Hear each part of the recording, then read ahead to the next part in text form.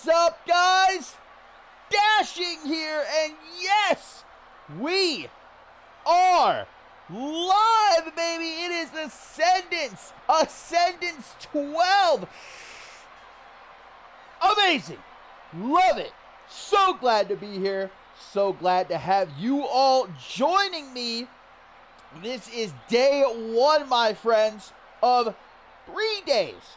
Action-packed from top to bottom. And while we are kicking things off at Ascendance, the way that we always do, with the Slick B Memorial Battle Royal. 20 men about to get it started, and oh, look who's coming out first. The favorite, for a good reason, of many in the CM universe to win this whole damn match. The 7-foot-tall, 500-pound Joey Bacon, the first man to enter the Slick B Memorial Battle Royal. Woo, how's everybody doing? Welcome, welcome. Glad to have you here indeed. Krakow, Poland, Ascendance 12, the Slick B Memorial Battle Royal. And Joey Bacon, now I'm not going to tell you whether or not I may have put some money on this man winning the Slick B Memorial Battle Royal. But suffice to say, Joey Bacon, for good reason, a favorite to win this matchup. I mean, how the hell do you get this man up and over the top rope? Because that's the deal in this matchup, guys. No pins, no submissions. You can only eliminate someone by throwing them over the top rope, and both their feet have to hit the floor. But well, let's find out who Joey Bacon is going to be kicking things off with here. Who's coming out at number 2? Wait a minute. Wait a minute! Wait a damn minute! He's back! The Ozakai! The Ozakai is here! Oh my word! We better make sure that the ring is reinforced. Hell, doubly reinforced. Triply reinforced. Oh my God! Guys, Joey Bacon and the Ozakai, this is over a ton. These two men combined weigh over a ton. We've not seen the Ozakai, well, since he was viciously taken out of action by Akunin last season. But the Ozakai, who is a former Slick B Memorial Battle Royal winner in his own right. He won this match at Ascendance 10. Holy shit, what a way to get things started. Joey Bacon and the Ozakai and they are going right after each other. I mean, it doesn't get much more meatier than this, my friends. There is truly no bread in sight. There is no water to be had. This is just meat right here. So these are just the first two of 20 superstars from Shockwave and Octane who will compete in this matchup, of course, not only to honor the life of the late great Slick B, but also, don't forget, the winner receives a future championship opportunity. The Ozakai knows all about that. He won this matchup at Ascendance 12, and then went on at Ascendance 10, I should say. We're live right now at Ascendance 12. He's hoping to win this one. But he won the Slick B Memorial Battle Royal at Ascendance 10, and then went on to capture the International Championship. It has been a minute since we've seen Ozakai, though, on the shelf for many months, courtesy of Akunin, who, of course, right here on day one of Ascendance 12, will challenge Aaron Stone for the CMV Global Championship. But once again, I reiterate, no pins, guys, no submissions. You got to throw your opponent over the top rope and both their feet got to hit the floor in order for them to be eliminated. Who's going to be number 3? Let's find out. I do not envy them to be caught between... Oh, it's Alvarez! Alvarez of the Unholy Alliance. And yeah, caught between a rock and a hard place, that's for sure.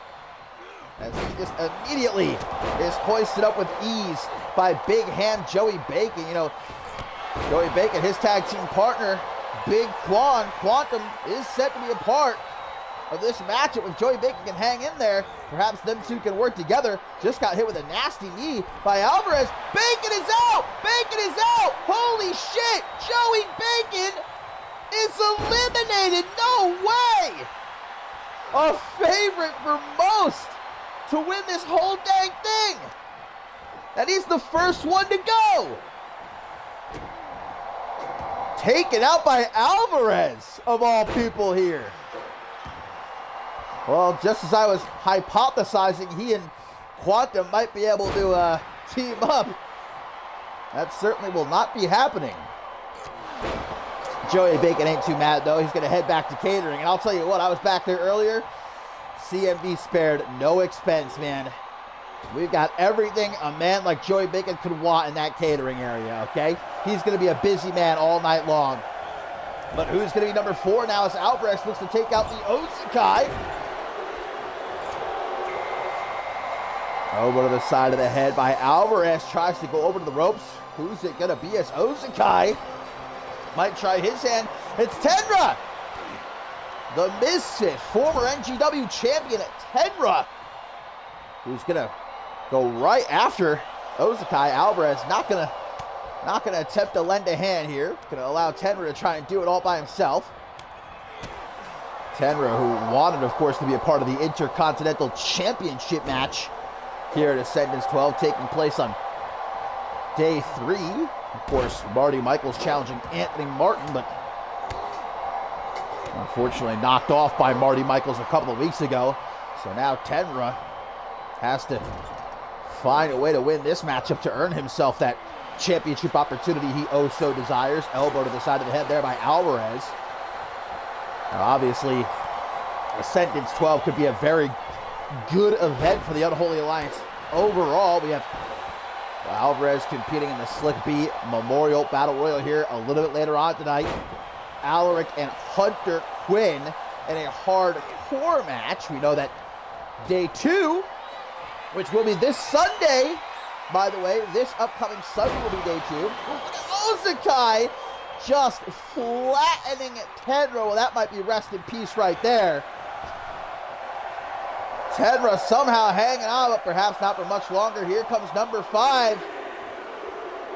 As I was saying, though, day 2, we've got not only Jasmine Crossings competing in that women's gauntlet eliminator, but well, obviously Jeremy Barmore and Bloody Justice looking to become Octane Tag Team Champions as well. It's Scandier, guys. It's Scandier entering number 5. And, well, speaking of day 2, we know that the Allfather finally arrives here in CMV to take on Morgan. We'll finally find out exactly who this Allfather is. Although Morgan obviously is pretty convinced it's Adam Valentine. We'll see whether or not that really is the case this Sunday. But Escambier is pretty much immediately chilling underneath the bottom rope there, which ain't a bad strategy. Hey, take it from me. I lasted longer than anyone else in the Royal Rumble match a couple years ago, so I know what it takes to survive in a matchup like this. And Ozakai might have Alvarez eliminated right here. He's got him caught on the top rope. Not the place you want to be, but nicely done by Alvarez. Multi-time tag team champion would love his first taste of singles championship gold here in CMV. Damn, Ozakai just handed out those spears like candy on Halloween. Thank you, by the way, for that sub, Suntan. I saw you. bless. You beauty, you. So this is number 6, I do believe, entering next. Oh, and I think that, yes, Toyota Camry of Amity entering the Slick B Memorial Battle Royal as Ascendance's gets knocked out. A little bit of a joint effort by Toyota Camry and Tendra there to take him out. Obviously, Ascendance 12 going to be a very emotional event for Amity. What with, on day 3, Ted and Tracy James, one-on-one in a loser leaves CMV match. And on top of all that, you got, of course, B-Man and JT Moss defending their Octane Tag Team Championship. And still reeling, I'm sure, for Amelia Jones being fired. Losing the Cyborg Invitational, although she will be playing the role of special guest referee this Sunday in the matchup between Taryn Torres and Precious Pratt. Her in-ring career as a competitor in CMV is over. Toyota Camry in trouble, but he's able to shove Alvarez back. Nicely done by the former pro boxer.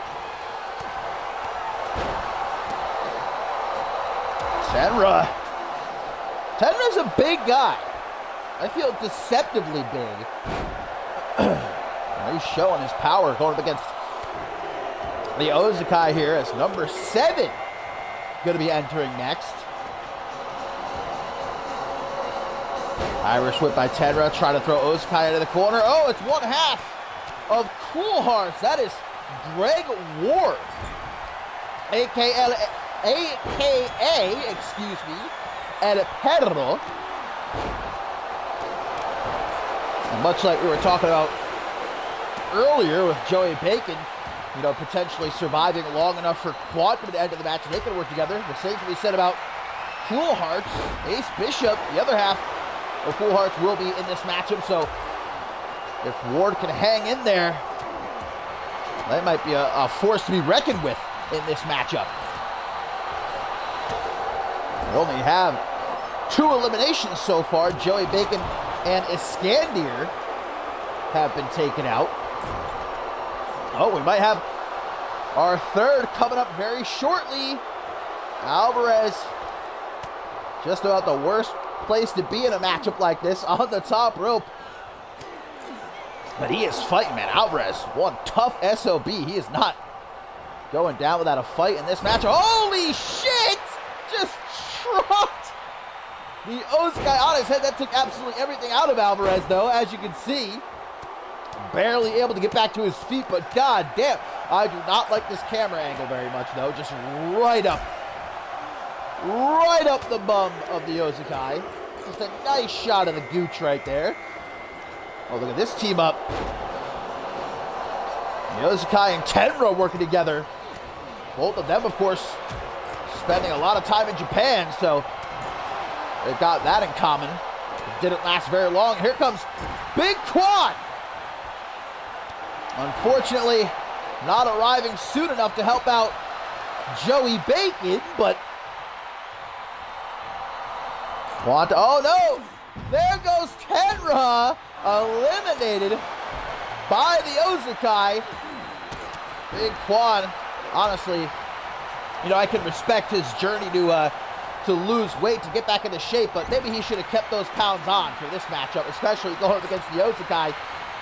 Probably could have used it. Ozakai not playing around with your boy. He's got Quantum in the corner. Obviously, Quantum, one of the most decorated Ascendance competitors in CMV history, competed at the very first ever Ascendance. Oh my god, by the skin of his teeth right there, able to get back into the ring. I thought that was it for sure. Look back to Ascendance 9, where Quantum won the Global Championship, and there goes Toyota Camry. I believe that's a 2nd elimination for Alvarez. And Quantum once again in trouble at the hands here of the Ozakai.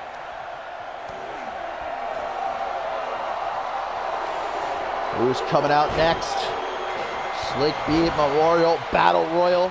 Alvarez has been the MVP so far, I must say. Oh, it's the other half of Cool Heart, so here we go. Ace Bishop, and look at that, immediately looking to help out Greg Ward. Going straight for the Osakai.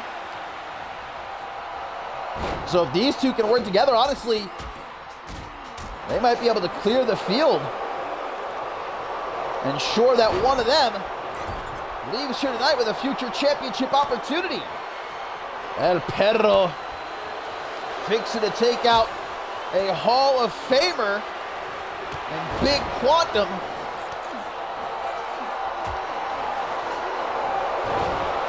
Osakai taking down everybody. I mean, that's like getting hit with a Mack truck.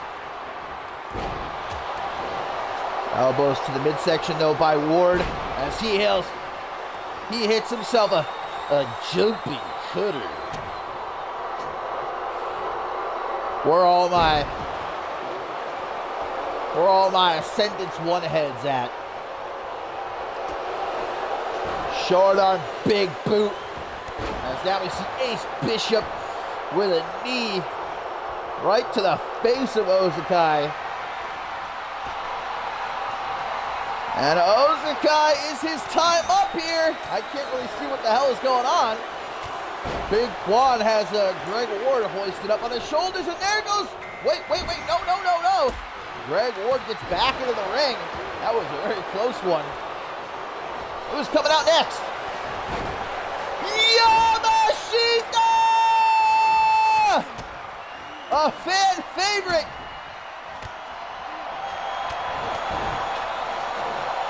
Osakai, man, I want to see him and Yamashita go at it. Pronto, sign me up. Look at Ace Bishop, the screwdriver to a 500+ pound Osakai. That is some serious power on display. By all heart, but unfortunately, as we see, to no avail as he gets eliminated by the Osakai. So I think we've got 5 men in that ring right now. Obviously, Osakai has been out there the longest, entering second.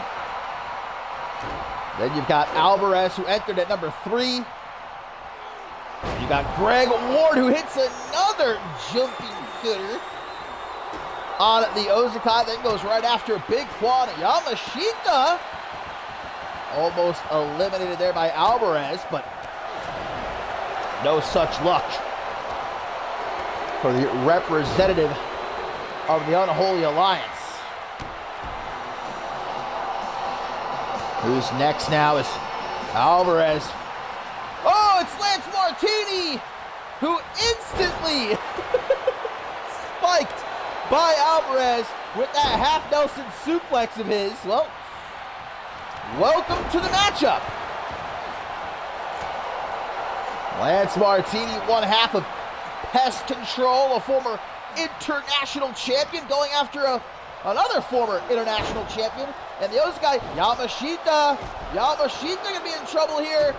Quantum has got him in a very bad spot, but Yama able to fight his way back into the ring. Alvarez coming to help out Lance Martini, but it still isn't enough. Even that combined effort trying to take out Osakai.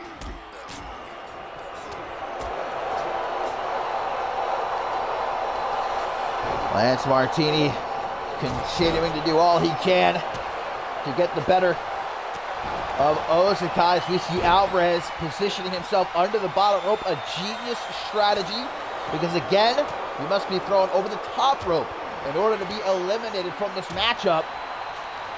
Yamashita just asleep on his feet right now. He's on them spaghetti legs. Makes himself back up. Whoa. Quantum just launching Greg Ward up into the air and then hit a Hadouken. I don't think he got all of it though. Alvarez is certainly stunned. Who's next? Oh! DRH! DRH is back! We've not seen him, guys, in, well, about a month since Max Cutter, of course, defeated him in that I Quit match on Shockwave, which ended the Shockwave career of DRH. It was loser leaves. Lance Martini, skinning the cat, gets back into the ring. DRH, though, his Shockwave days might be over, but perhaps he's managed to get himself an Octane contract as Lance Martini gets absolutely just about put through the canvas with that Yamashita powerbomb. And now Yama very enthusiastically trying to get somebody to suck it before Ozakai tosses him around like it ain't no thing but a chicken wing. Alvarez! He's gone! Quantum takes out Alvarez! What a run, though, by Alvarez in this Slick B Memorial Battle Royal. Entered at number 3, got himself a couple of eliminations, too. Lance Martini might be joining him on that walk up the ramp.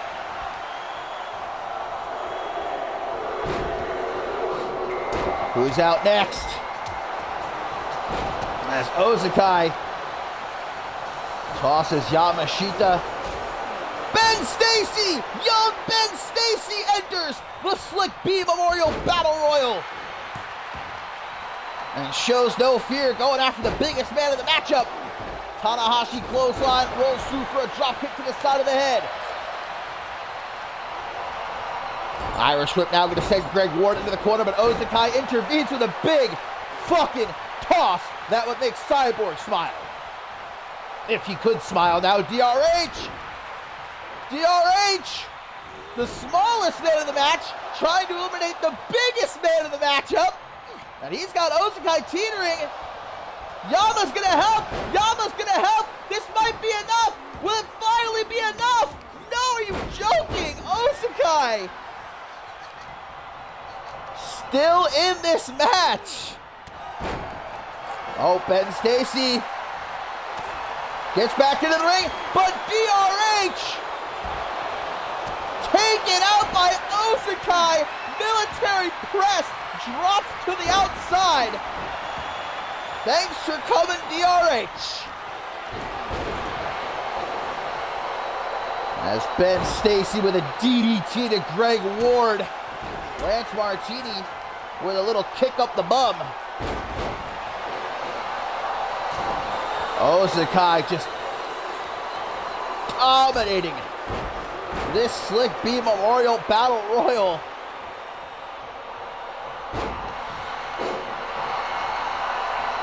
Big Quantum trying to get some feeling back into that left leg of his, it looks like, as Yamashita stomps a mud hole in Ben Stacy, who's going to be coming out next. Oh, wait a minute. Andre Rogers enters the Slick B Memorial Battle Royal, baby. One half of Aurelius, who is put into the crosshairs of the Ozakai, trying to eliminate him instantaneously, but no such luck as the Golden Boy. There goes Greg Ward, eliminated, I believe, by Lance Martini, who now tries to take out Ozakai. Can he be the one to do the seemingly impossible here? He's got him up on the top. Martini, 500 plus pounds. It is no easy feat, and Ozakai again refusing to be eliminated. As now Martini trapped in the corner here. And Ozakai, can he eliminate one half of Pest Control? Andre Rogers might have just gotten a chip tooth right there. Yamashita, oh, whoa, nice sidestep by Quantum. That's that veteran instinct right there. Yamashita is eliminated. As out next, It's Joe Blade. Taking a, wait, did someone just get eliminated? Yes, Quantum! Quantum has been eliminated, guys, by Andre Rogers. Oh my God. Rogers, I thought for sure he was on the verge of eliminating Ozakai right there. Joe Blade taking time out of his always busy schedule. Ozakai's gone! Ozakai is eliminated! Andre Rogers has done it! What an absolutely terrific return for the Ozakai, though. He was wrecking shop in this matchup.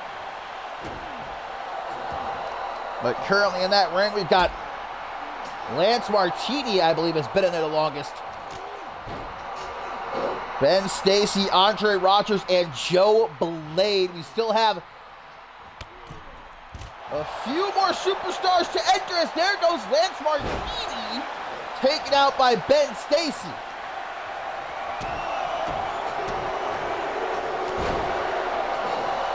The next superstar going to enter, as it looks like perhaps Stacy and Rogers have formulated a bit of an alliance going after Joe Blade.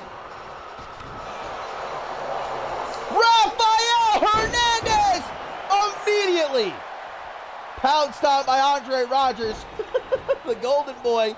Ooh, gonna miss that knee drop to the back of the head though.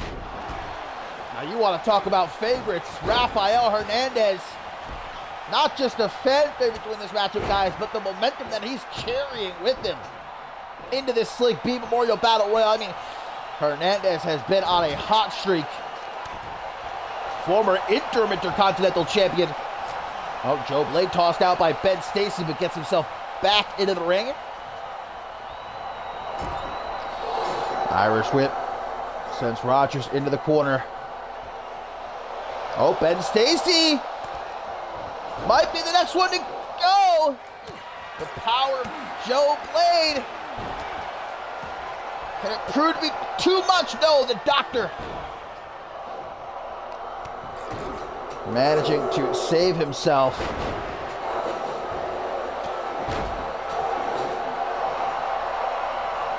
Rafael Hernandez, big old punch there to Andre Rogers as an Irish whip from Joe Blade. Countered by Hernandez.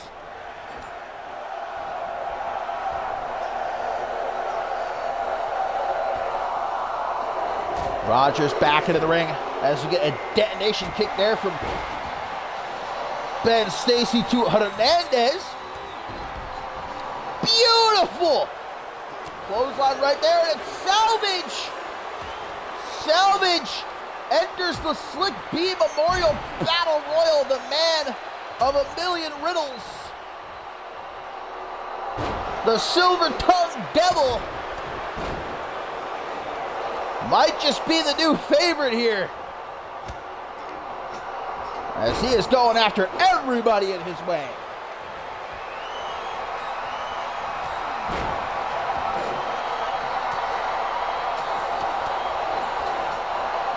Elbow to the side of the head there by Joe Blade, but Hernandez with a few well-placed elbows of his own. Rogers continuing to be a bit of a thorn in the side of Hernandez.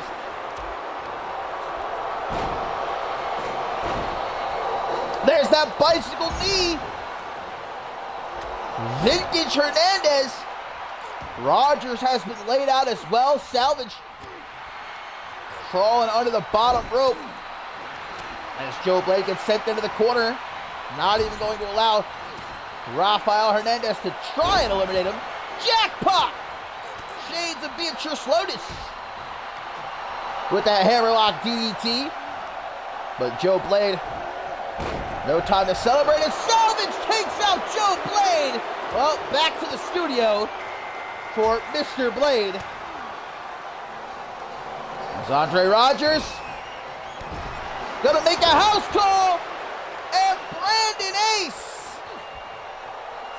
the next superstar to enter the Slick B Memorial Battle Royal. here at Ascendance 12, of course, making his return last month and competing in the Elimination Chamber match at Purgatory. We've not seen him the last few weeks, though, but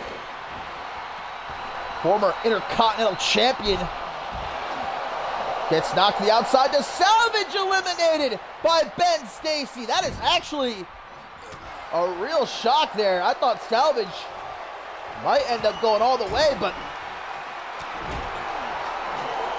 Ben Stacy making sure that is not so as Rafael Hernandez. How about this one-on-one matchup I would love to see? Rafael Hernandez and Ben Stacy one-on-one. Put me front row, baby. Hell yeah.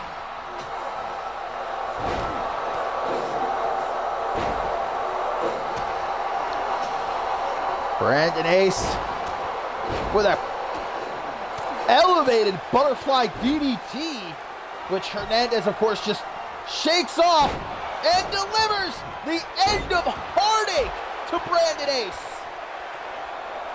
Rearranging his spine.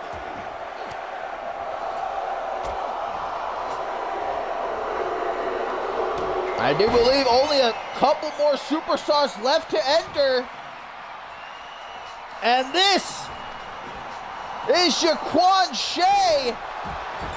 Brandon Ace eliminated. Damn, Ben Stacy is popping off. Taking out Salvage, taking out Brandon Ace. Oh, but his time is up as Jaquan Shea wasting little time scoring an elimination. Jaquan Shea, who since his return a little over a month ago has been dead set on earning an Anarchy Championship match, although, well, if he does win the Slick B Memorial Battle Royal here, it won't be the Anarchy Championship he'll be challenging for. It'll be the Pure Championship. Of course, if you missed it, the go-home Ascendance edition of Octane, Alaric did defeat Bloody Justice to win the Anarchy Championship and immediately scrapped it and reintroduced the Pure Championship. I don't think Jaquan Shea really cares what it's called, though. He just wants championship gold back around his waist, and he has been on a very impressive streak since his return. We saw him win that triple threat match against Salvage and Toyota Camry a few weeks ago.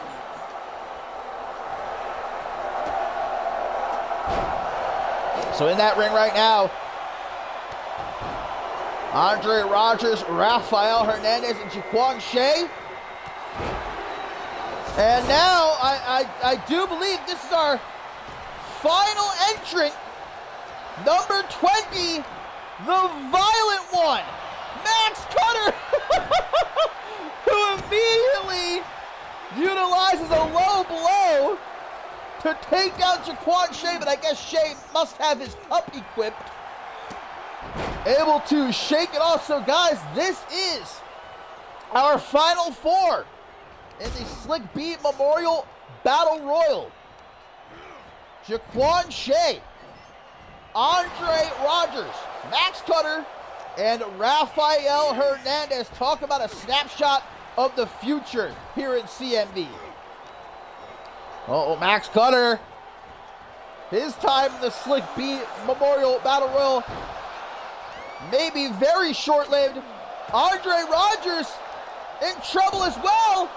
Jaquan Shea able to get him out onto the apron, but Rogers hanging on for dear life and able to see how he targeted the bad knee of Jaquan Shea. Great thinking by Andre Rogers there. Saved himself. Max Cutter probably a bit upset that he missed both Yamashita and DRH. Probably would have enjoyed the chance to get hands on both of his rivals, but they've been eliminated. He got himself a hell of a good number coming out last. Number 20. Jaquan Shea creeping up from behind.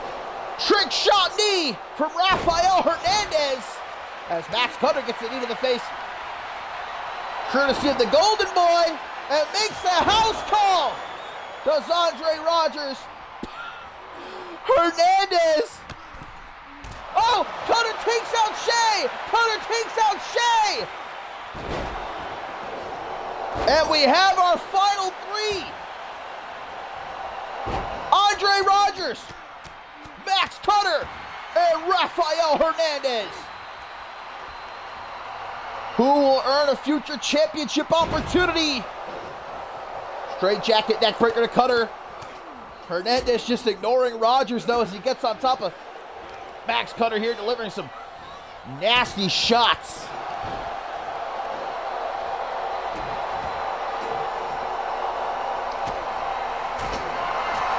Cutter looks to be entirely out of it at the moment. Starting to stir.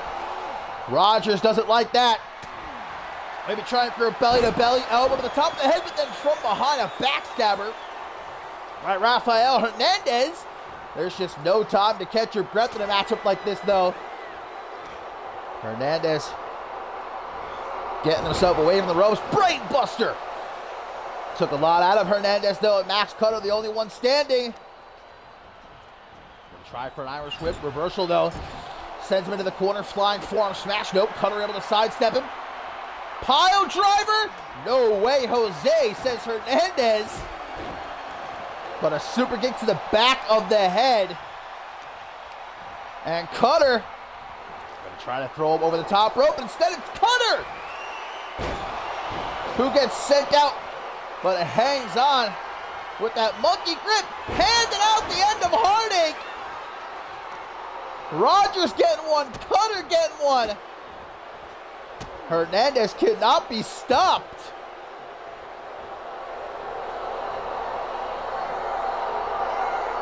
A great many people, and for good reason, have pegged Rafael Hernandez to be the future of CMV, to be a future champion. Might he earn his opportunity here? Maybe not. Cutter. Oh! As close gets right there. Man, I look at these three just throwing hands. They're just going for it. Rogers not wanting to go for that walk. Some elbows to the gut. Wow!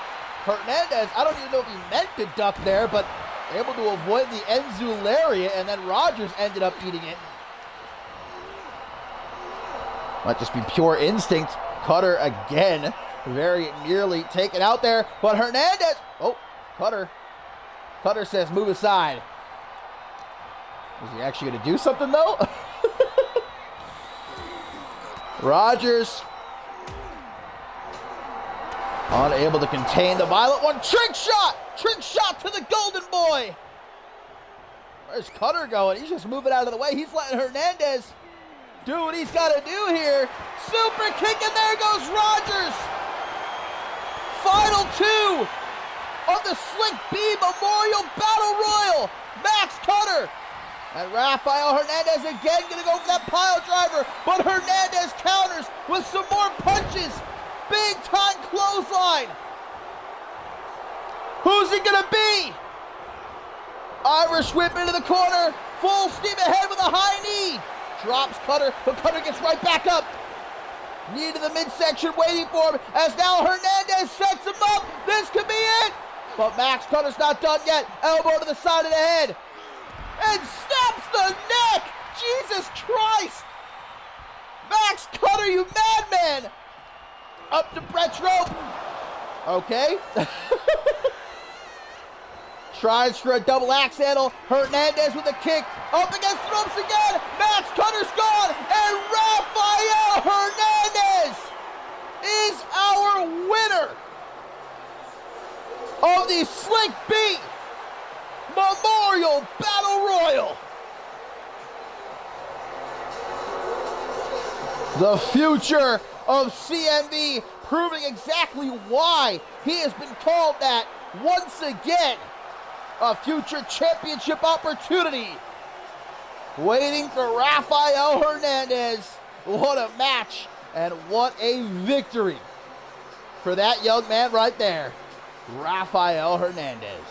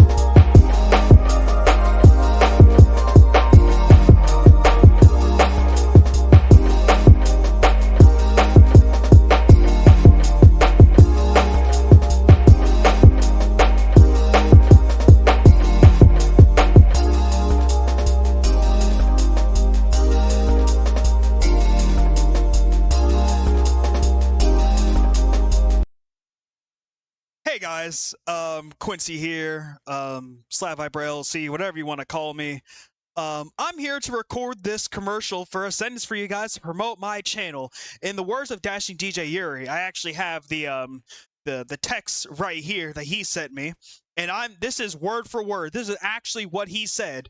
He said, and I quote, "Hey Quincy, you sexy hunk of caramel, can you record a video promoting your YouTube channel for a commercial for Ascendance? Please baby, you owe me. Best regards, Dennis Dashing Disc Jockey Yuri." That's a real quote from him.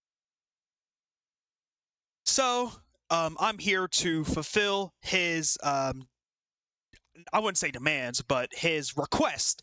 So with my channel, for the people who don't know, I have a YouTube channel. That's kind of why I left CAW.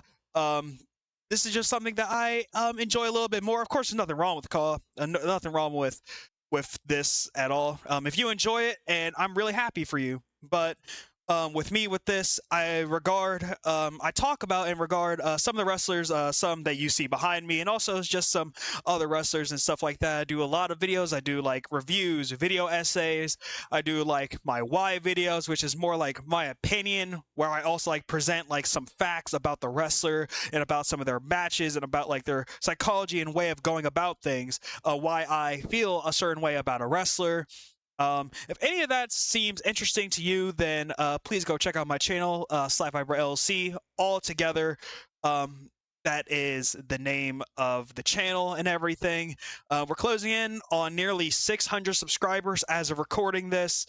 I've been taking a little bit of a break due to school and everything, been working on that, but usually what I'll be doing until then, I'll be live streaming every Sunday of just like some matches from Joshi wrestlers, or just like some independent matches if I feel like it. And yeah, wrestling has been my passion since 2005, and so I'm really happy that I get to share my passion with people online, and people actually really appreciate that. I always try to give a more positive look to pro wrestling, and so hopefully if you like that, or you want to learn about a new different type of wrestling, you want to learn a little bit more about some of the wrestlers that you already like, then please subscribe. You can always unsubscribe later, and everything like that. Thank you to CMV and Dashing and all of you for giving me this chance to share this here with you guys, and let's get back to the action.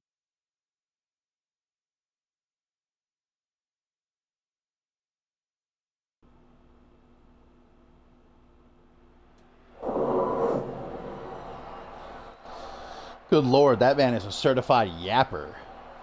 But for sure, make sure you give Quincy's YouTube channel a subscription. Slap Viper, of course, you can get a link in the chat there. You know, maybe third, fourth best commentator in CMV. You know, mid. Not as bad as Mickey Mouse commentator Observer Bread, but I digress. And don't forget, guys, that Ascendance 12 is brought to you by HelloFresh. Big thank you to HelloFresh for sponsoring CMV and Ascendance 12. You can get yourself some money off, some free meals, and support CMV while you're at it. Using our promo code, use the command !HelloFresh in the chat to get that promo code. Thank you if you do decide to support CMV. But coming up next, my friends, we have got ourselves some 8-woman tag team action. The Undisputed Elite out in full force here tonight in Krakow, Poland. What an absolutely badass unit. Tori Doyle, Suplex, Ruby Rebel, and of course the newest addition to the Undisputed Elite, Ashley McKay, the former women's tag team champions. As of course a couple of weeks ago, the Uncut Gem was able to defeat the Undisputed Elite, capture the women's tag team championship, and then unable were the Undisputed Elite to win them back in that steel cage match on the Ascendance edition of Shockwave. Undisputedly attempting to take over this women's division using their numbers game to do so, but Hikiko has put together a team, and the odds have finally been evened. No advantage for the Undisputed Elite here tonight. And what a moment for this young woman. She's a long way from home, is Arisa Masami, but making her Ascendance debut in this massive 8-woman tag team matchup. Look at that, running right by the Undisputed Elite. Not an ounce of fear shown by Arisa Masami.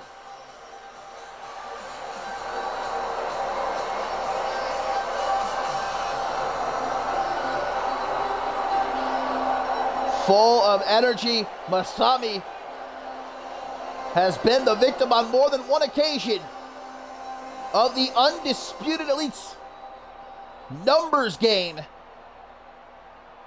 Their shenanigans. More than eager was she to join up with Akiko and get a little bit of payback here at Ascendance 12.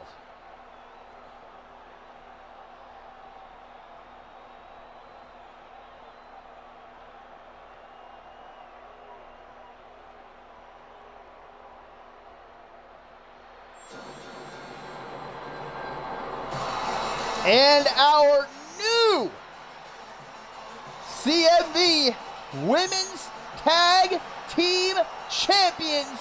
How great is this to see?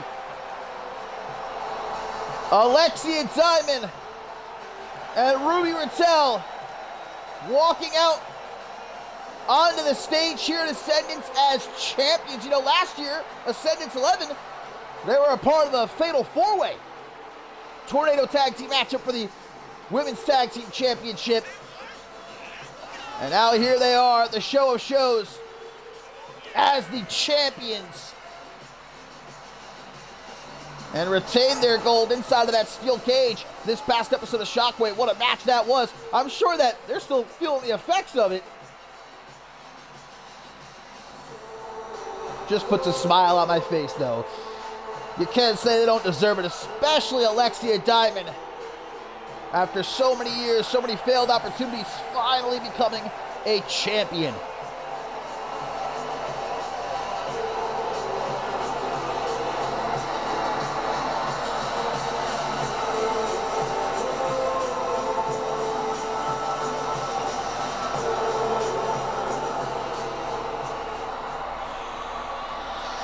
And last, but most certainly not least, the woman who finally said enough is enough when it comes to the Undisputed Elite. Got fed up with the, pardon my French, bullshit. Repeatedly the victim of the numbers game. Akiko putting together her own band of badasses and now leading the charge here at Ascendance 12. She even brought herself a kendo stick, which she won't be able to utilize because this isn't a no DQ match, but I guess just in case, keep it handy.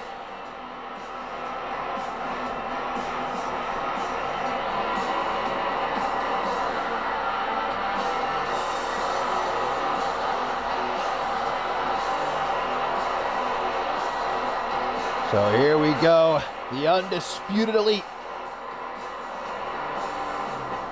versus Team Akiko. And we see that Tori Doyle and Arisa Masami will get things started as immediately Masami with a Troy Hulk-esque super kick to take down Tori Doyle. Ruby Rebel making an early save. Masami tries to go after suplex. Okay. Cheap shot to Ashley McKay. Back to suplex with a drop kick that knocks her to the outside. Masami perhaps a little bit too eager to get straight into the action here. A kick to the midsection. Grabs Doyle by the throat. STO to throw her down. Masami Gonna tag in Alexia Diamond. As Doyle feeling the effects still of that super kick. Diamond gonna go for the left knee of Tori Doyle. Tries for an Irish whip and a reversal. Into the corner she sends her. Oh, up over the top. Watch out, Hikiko. Whoa, goddamn. Tori Doyle knocking Hikiko off the apron, wrapping around the steel post, but then Hikiko dropping her hard down onto the floor. Ruby Rebel, or Ruby Raquel, I should say, taking a shot at Doyle as well. Diamond keeping herself busy. Back and forth to suplex to Ashley McKay. Back to suplex.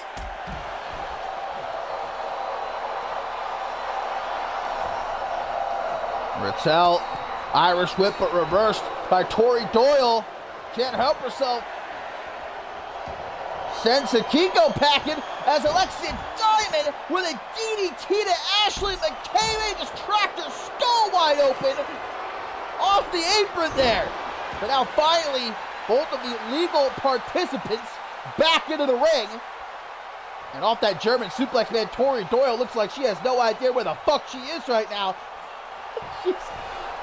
She is completely out of it, but snaps back to reality. Makes that hot tag to Ruby Rebel, who immediately starts firing off. Death Valley driver to one half of the women's tag team champions. Doesn't stop there. Does Rebel now. Irish whip into the corner. Scoop slam, setting Diamond up in position, but for what? Nothing good. Diamond trying to get the hell out of there. It looks like Rebel might allow her to make the tag. Here comes team captain Hikiko. But Rebel with a very interesting display. Oh, what the fuck? What the fuck was that? Ruby Rebel just spit some sort of mist into the eyes of Hikiko and then kicked her right upside the head. Now the tag to Ashley McKay, who looks to take off Hikiko's head with that waistlock lariat. What in God's name did we just see? Obviously, the Undisputed Elite coming prepared.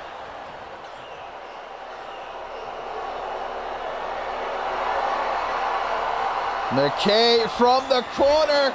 Big kick! Right to the face of Hikiko, but hardly even a one count as Alexia Diamond not only breaks up the pin, but inadvertently takes out the referee as well.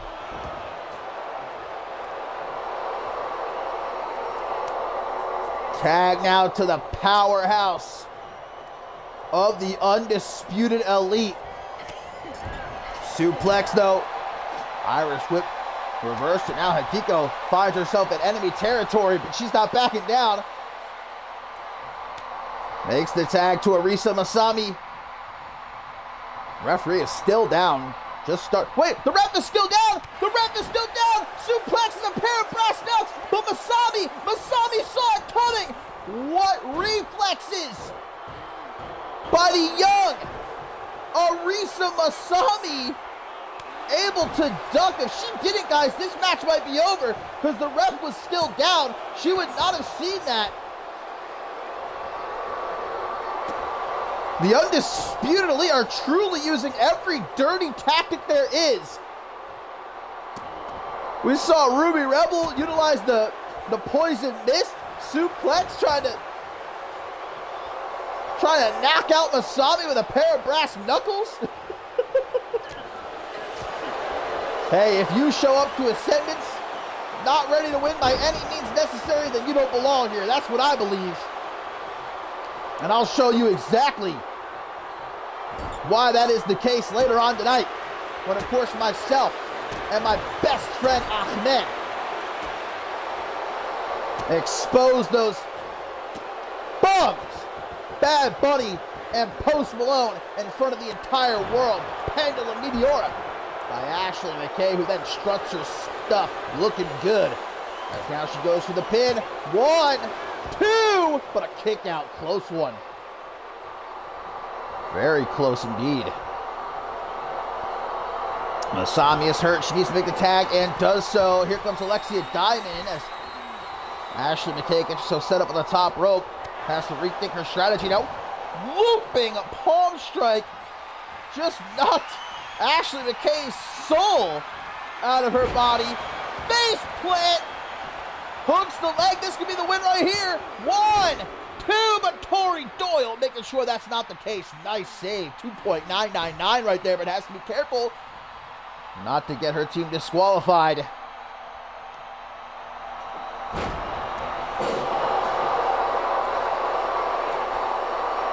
McKay.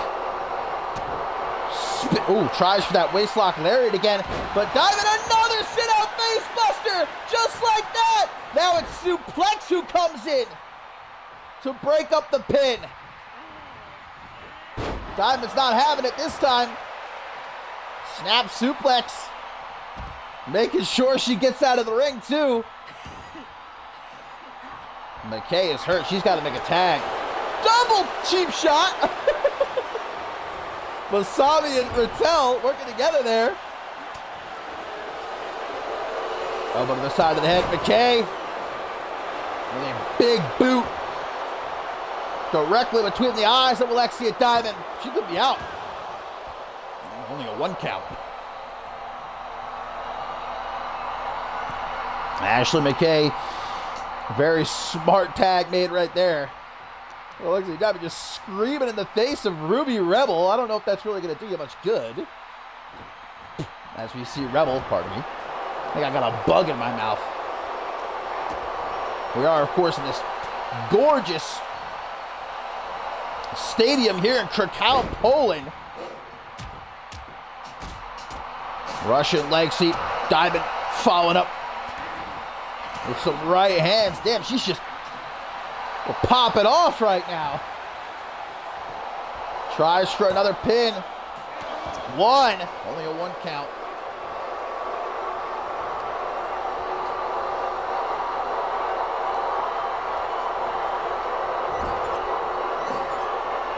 This is the last place that Ruby Rebel wants to be right now. Trapped in the corner of the opposing team. Wisely escapes. And a double boot stomp to the chest. Diamond right there, though, to make that quick tag to Arisa Masami. What? Well, Ruby Rebel tried to use that poison mist again, but she missed. And Arisa Masami, implant buster! Hooks the leg, but McKay paying back the rest of the team for saving her so many times. How much goddamn mist is Ruby Rebel storing in her mouth? Where's she getting it from? Northern Lights suplex, but rolls through. Holy shit, into a fisherman's neck breaker. What a combo by Ruby Rebel. And then a standing Spanish fly. I am a Ruby Rebel fan, man.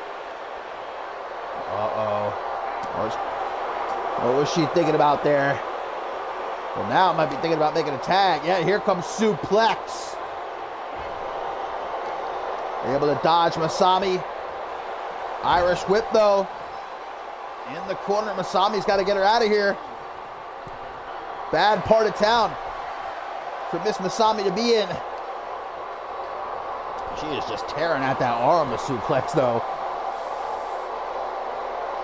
Oh, don't want to forget about Ashley McKay. Bad idea, though. Took her eyes off the prize. And suplex. Reversal of the Irish whip. Got her in the corner. That modified suplex just crumbles. Just Masami, but the tag to Ruby Rattel. Former Women's World Champion, but gets caught with the elevator. One broken up by the other half, the Uncut Gems. Takes care of Arisa Masami. Suplex is just absolutely wreaking havoc right now As Rattel gets sent into the corner, the tag made to Ashley McKay. An assisted neck breaker. Great teamwork on the Undisputed Elite. And a kick. Nope. Rattel. Oh, but the pump kick catches her. And a stiff kick to the middle of the back as well. Now out of the corner. Gonna try for that kick again. Bam! Lights out. Hooks the leg. 1, 2, but a Kiko. Saying not so fast. Things are looking dire, though, for Ruby Rattel right now, guys. The Undisputed Elite is in firm control. They've got Rattel isolated here in the corner, continuing to wear her down. If she has anything left at all. Suplex tagged in. Rattel is a fighter, though. We've learned that time and again. Gets herself a bit of breathing room and tags in Alexia Diamond. Sunset flip. Catches her. What the hell is this? Middle of the ring. Submission. Submission locked in. But Ruby Rebel breaks it up. Has to get out of the ring. To the top. Elbow. No. HBK-esque. But unable to connect it, now just thrown overhead like a rag doll. Tag to Ruby Rebel. If she wants a piece of Alexia Diamond so bad, here you go. Takes her down. But that sort of inverted Michinoku driver. Trying to get her closer to the middle of the ring. I don't know what Rebel is fixing to set her up for, but Alexia Diamond obviously wanted no part of it. Rebel gets distracted by Masami. That allows Diamond to get back into the ring, but Rebel pulls her back. Calf kick. And a tag to Ashley McKay. Very, very impressed with McKay since she arrived here in CMV, joining the Undisputed Elite. Remember, she knocked off Akiko in her debut match.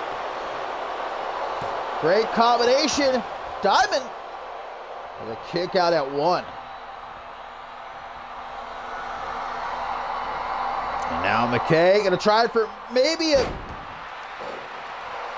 I'm not sure what she was going for there. Shira Nui, perhaps. Tag to Ruby Rattel. Action rolls out of the way. Does Ashley McKay. Gonna try to deliver some knees to the chest, but instead, unpretty her! Rattel scrambles, hooks the leg, but suplex, not even a 1 count for the former Women's World Champion. But suplex pays indeed. Gets taken out, and now the tag made to Arisa Masami. Masami, I think, might be confused as to who the legal woman is here for the Undisputed Elite. It is still Ashley McKay, but going after suplex with that full Nelson slam we've seen many times before from Masami. Cheap shot there by Tori Doyle, trying to keep Masami busy and give Ashley McKay the time she needs to recover. A plan that's working perfectly. McKay back into the ring, and a high kick. Tags in Rebel. The Undisputed Elite, just a well-oiled machine. Oh no, Rebel's going to the corner. Super kick! Very Chris Diamond-esque for the win, but Diamond swoops in to break up that pin. Rebel getting distracted by Akiko. Nails the opposing team captain, but in the meantime, Masami with that super kick hooks the leg. She can have it here. 1, 2, 3. Arisa Masami scores the win for Team Akiko. The distraction by Hikiko there in the end opened the door for Arisa Masami. And a massive win for these four women here in Ascendance 12. What a matchup. The Undisputed Elite learning a harsh lesson here tonight. Their numbers game ain't always gonna crack it.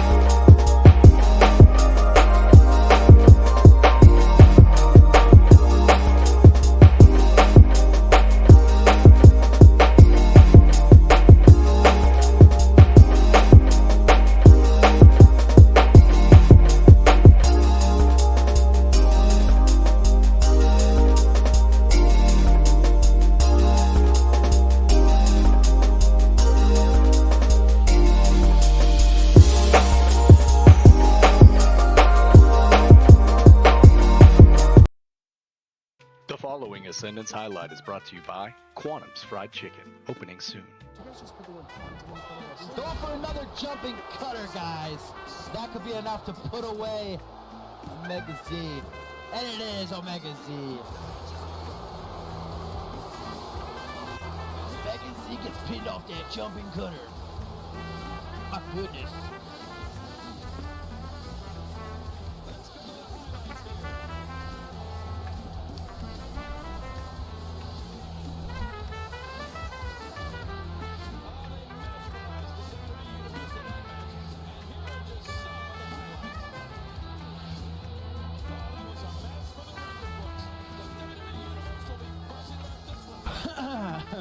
Awesome surprise match, guys. I didn't expect that to be so sick. Vega Riley off that second jumping cutter out of nowhere picks up the win here tonight at WrestleMania. Vega Riley. Let's thank General Manager William Regal. Let's clap for that nice surprise match here at WrestleMania. Vega Riley picks up a nice win, guys.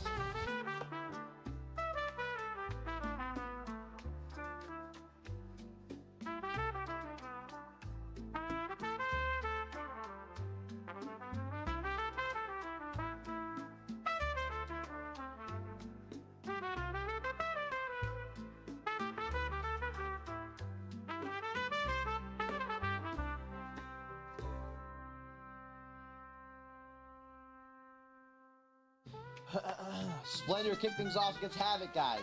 Splendor advanced. Then out came Cage and Kidder. They advanced past Splendor. Now the Nardi guys advancing past Cage and Kidder. And out next will be our ring defending tag team champions, Omega Z and Sushi X. X-Gen here, guys. A pretty good spot for X-Gen.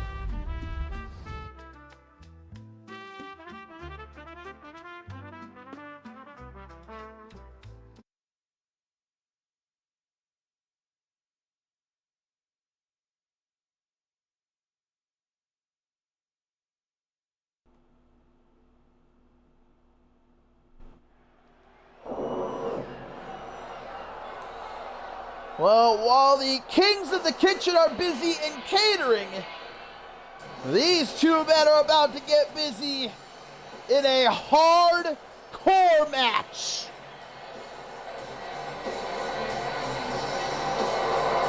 The new CMV Pure Champion, Alaric, set to go one-on-one with Hunter Quinn. And, well, if this were a week ago, I may have told you that Alaric is out of his element here, that Hunter Quinn will very obviously have the advantage, but Alaric, this past episode of Octane, guys, knocked off Bloody Justice in an Anarchy rules match without himself utilizing a single weapon.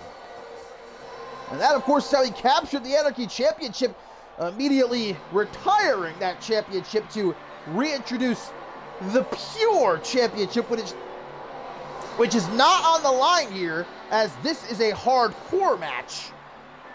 And this is a hardcore matchup because Hunter Quinn a few weeks ago defeated Ben Stacy, where the stipulation was if Ben Stacy wins, this would be a Pure Rules match, but if Hunter Quinn won, then this would be a hardcore match. And obviously Quinn won a barbed wire baseball bat match.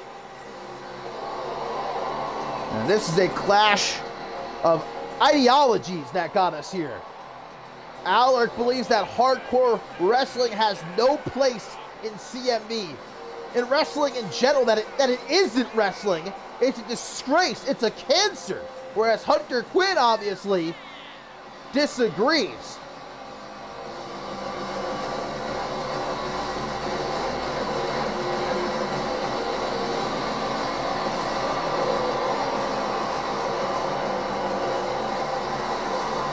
Hunter Quinn, who at Ascendance is 3-0.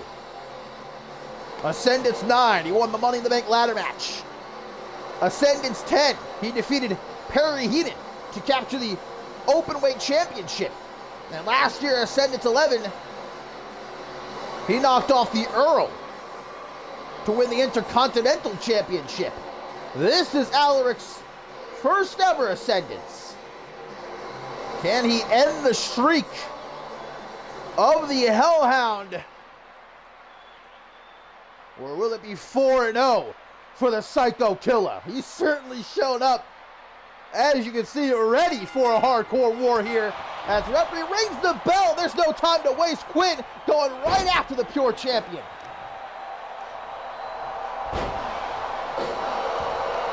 Hunter Quinn has had enough of Alaric running his mouth week after week, taking a dump on hardcore wrestling, which Hunter Quinn has a love for. Grew up on hardcore wrestling during his early days. Death matches all around the world. The former Anarchy champion in his own right here in CMV.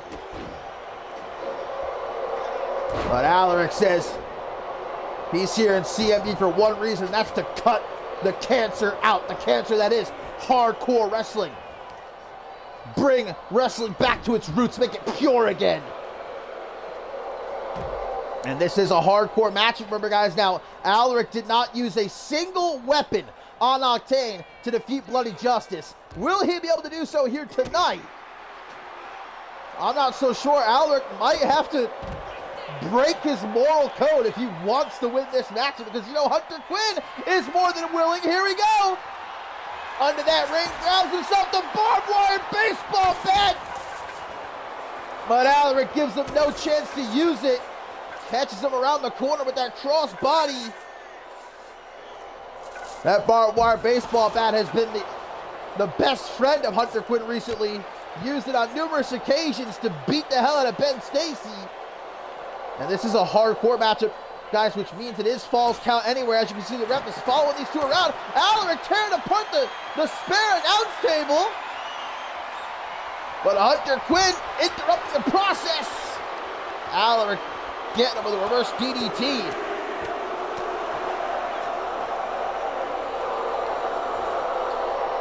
The Pure Champion now with a bear hug.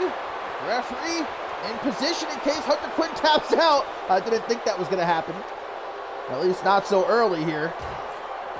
Oh, but throws Alaric's shoulder first into the side of the barricade. Hunter Quinn, I think, was maybe thinking about going to grab another weapon, but Alaric is making sure to keep on top of him.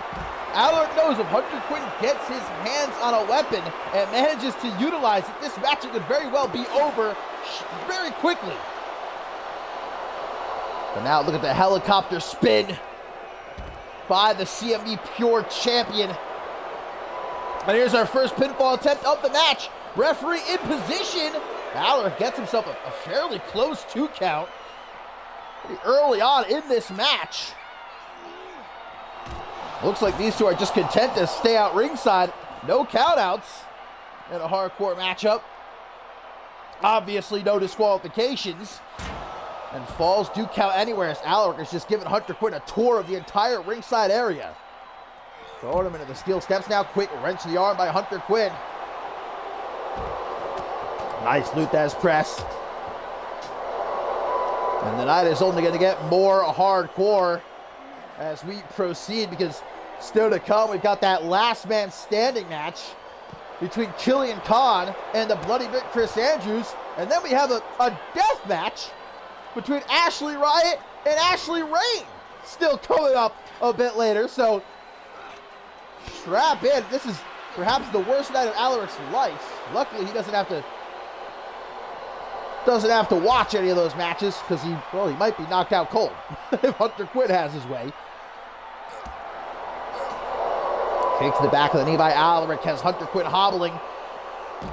Follows it up with a snap vertical suplex into the pin. Once again at ringside. Only a 1 count that time for the Pure champion. And Alaric is in control. He's looking to keep it that way. Kick to the midsection by Hunter Quinn. A forearm smash thrown out. Quinn instead with a bow tie backbreaker. Shoots the half. Hooks the leg. Hunter Quinn's first pinfall attempt here in this matchup, but only a 1 count. I can't tell if Hunter Quinn is bleeding or if that's just his face paint dissolving. On top of Alaric right now. Hammering him with lefts and rights. Kick to the gut. Alaric though. Oh my God! Oh my God! Pile driver! Pile driver! Well, he's bleeding now. That's for damn sure. No doubt about it. 1, 2. 2.999. But Alaric's not done. Alaric's not done.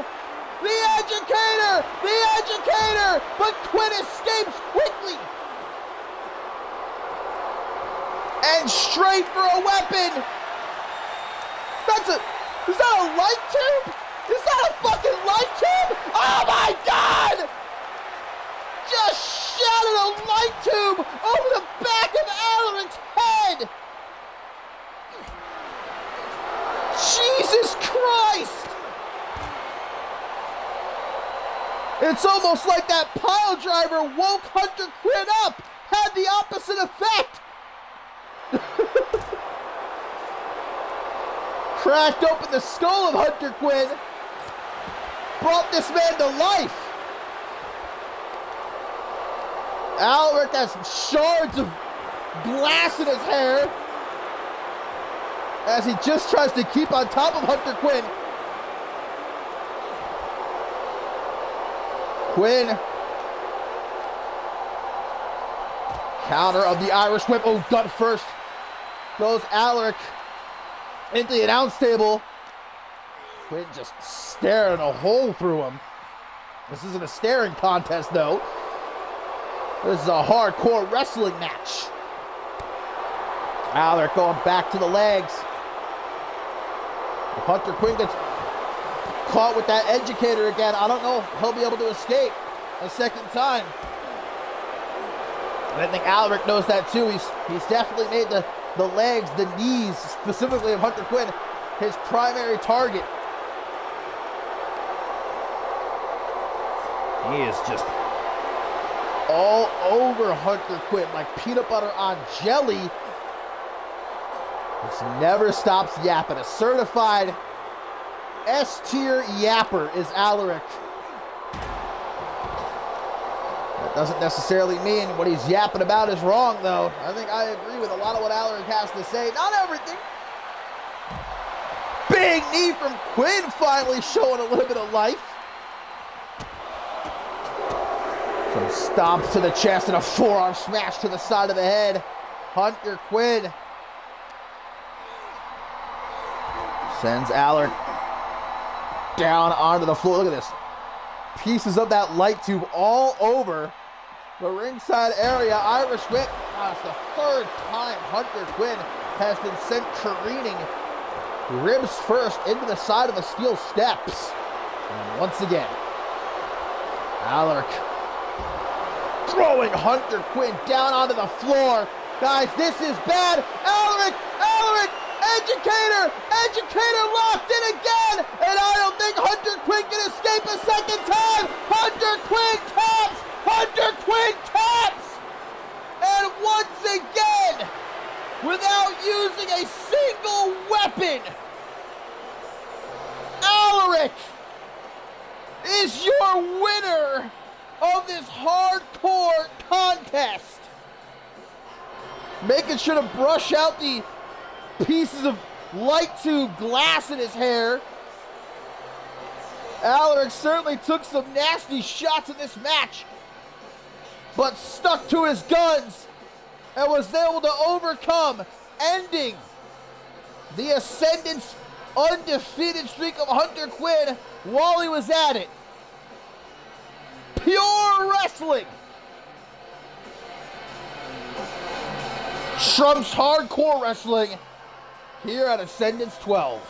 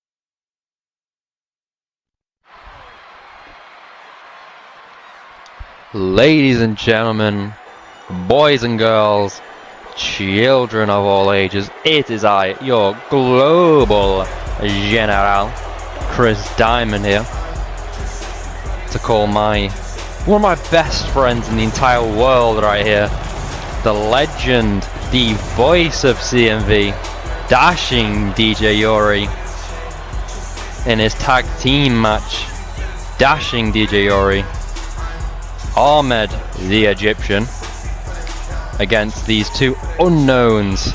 Lucky to have this spot here tonight. Bad Bunny and I believe it's Post Malone. Never heard of him. Never heard of him. They are lucky to be in this match with this man right here. What a man here, ladies and gentlemen. Putting the dashing in his name, might I add. But yeah, that's right. It is none other than Chris Diamond, first Ballad Hall of Famer, here to call the action. You know, day one here tonight. Hell of a card, but on day two, you know, I'm always one for looking forward to the future. But on day two, I will embarrass that absolute ingrate known as Leon Valente. That goddamn rookie tried to boss me around, kick out Andre. That's my golden boy right there. My goddamn golden boy. I ain't gonna do that. That is my son, my own flesh and blood.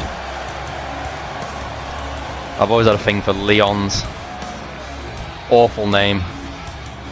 But on his way to the ring here tonight, Ahmed in the biggest test of his career. Obviously, it's not his first pay-per-view. He's already wrestled against one of his opponents here tonight, against Bad Bunny, picking up the victory via submission. So I don't fancy the chances of their opponents here tonight. But I didn't fancy the chances of their opponents once Dashing agreed to this matchup. I mean, that man right there has had training off of absolute legends of the game. Shay Hoxton and myself. Just to name two. I could go on and on, but those right there, those are two legends of the game. And hell, we're in Krakow, Poland here tonight. Those idiots in the crowd, they should love Shay Hoxton, you know. He tried to blow up Germany. And as we all know, Poland, Germany, they've had their issues in the past, shall we say. But I have to admit to you all, before we get this match underway, I am drinking on the job. That is right. I'm drinking a Foster's, a can of Foster's. I have my chocolate meringues from France, a better country here in Europe, and I'm drinking Foster's. It's not the best choice, but they didn't really have anything backstage. This dump of an arena. But we see in the ring already the winners of this matchup. Don't know why they're out first, but the crowd seems to like this guy. I have to tell you, I have a bone to pick with this guy right here. What is a Bunny Destroyer? A Bunny Destroyer. It's a goddamn break a neck foundation, let me tell you. There he comes. Bad Bunny. Made a few songs, you might have heard of him. You might have heard of him, but never has whatever that colour he's wearing ever looked worse. It's brown? It's an ugly colour anyway, whatever it is. Clearly, he's no dashing DJ Yori in terms of his fashion. And it's just a moment of time before we see that he's not on the level of dashing DJ Yori in a matchup either. But Ahmed, I mentioned before, he's beat Bad Bunny. He's also beat the current undisputed champion in that weirdo John Lipnick, so hell, I do not fancy the chances of Bad Bunny and this man right here, Post Malone, making his way out here. Tied up to the gills. Not on the back though, I see. He's missed a spot there.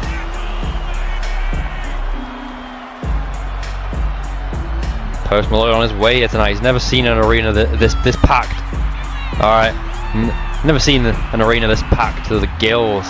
Here for the CMV action. And more importantly, dashing DJ Yori. The voice of CMV. It's always special when he steps into a ring. Well, I have to say that was kind of impressive, but you can do any backflips you want. They ain't gonna get you a win against that man right there, dashing DJ Yori. What a man. What a man. Starting off against Bad Bunny here tonight. Well, that's unfair. Dashing was hell of a monkey flip there. You gotta give him credit, but Dashing was just He's taking in the moment. Bad Bunny. Not one to do such, but Post Malone coming in now. Bad Bunny already gassed. Post Malone has sent him. Huge knee in the corner there. It's fine. He'll get back into this, people. Dashing is a legend, okay. But as I said before, drinking Foster's here tonight. I am drinking on the job. That is only because this match is going to be it's more of a celebration than a matchup. I mean, it's going to be an easy win for Dashing and Ahmed. Ignore what you're seeing currently. It's just a fluke, you know. Dashing's just he's trying to give these rookies some offense in, you know. He's very handsomely.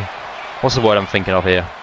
He's nice. He's giving. He's a very giving man. Post Malone trying to take a cheap shot here. Referee. And now Bad Bunny going after Ahmed. Strike though. Ahmed.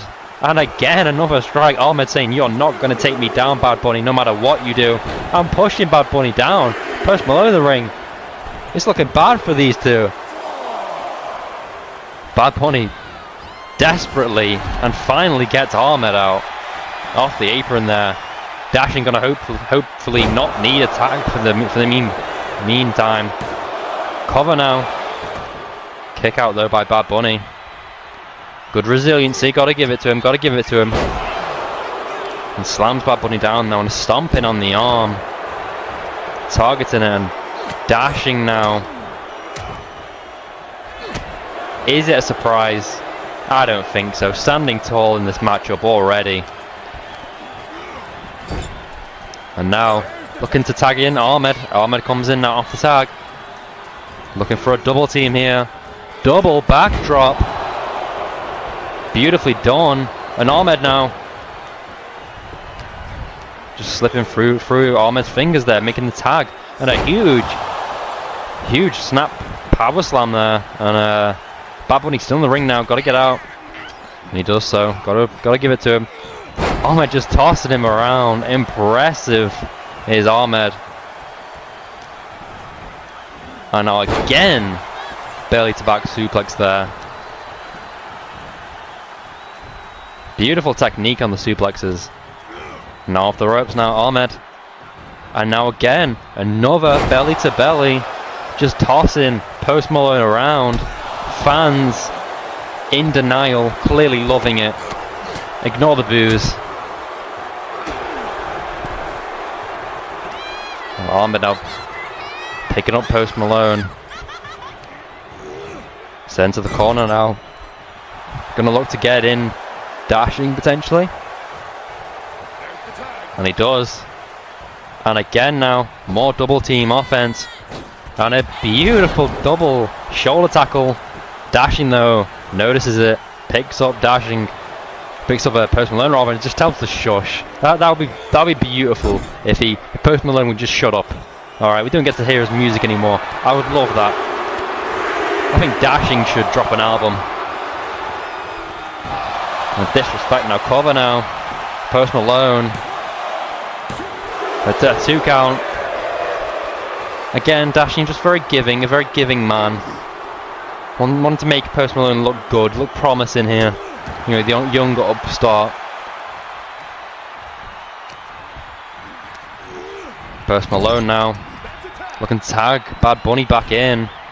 Bad Bunny going to the top rope. What's he looking for here? Oh, well, a strike just to the chest there. Might have been to the throat, ref. You gotta check these kind of things.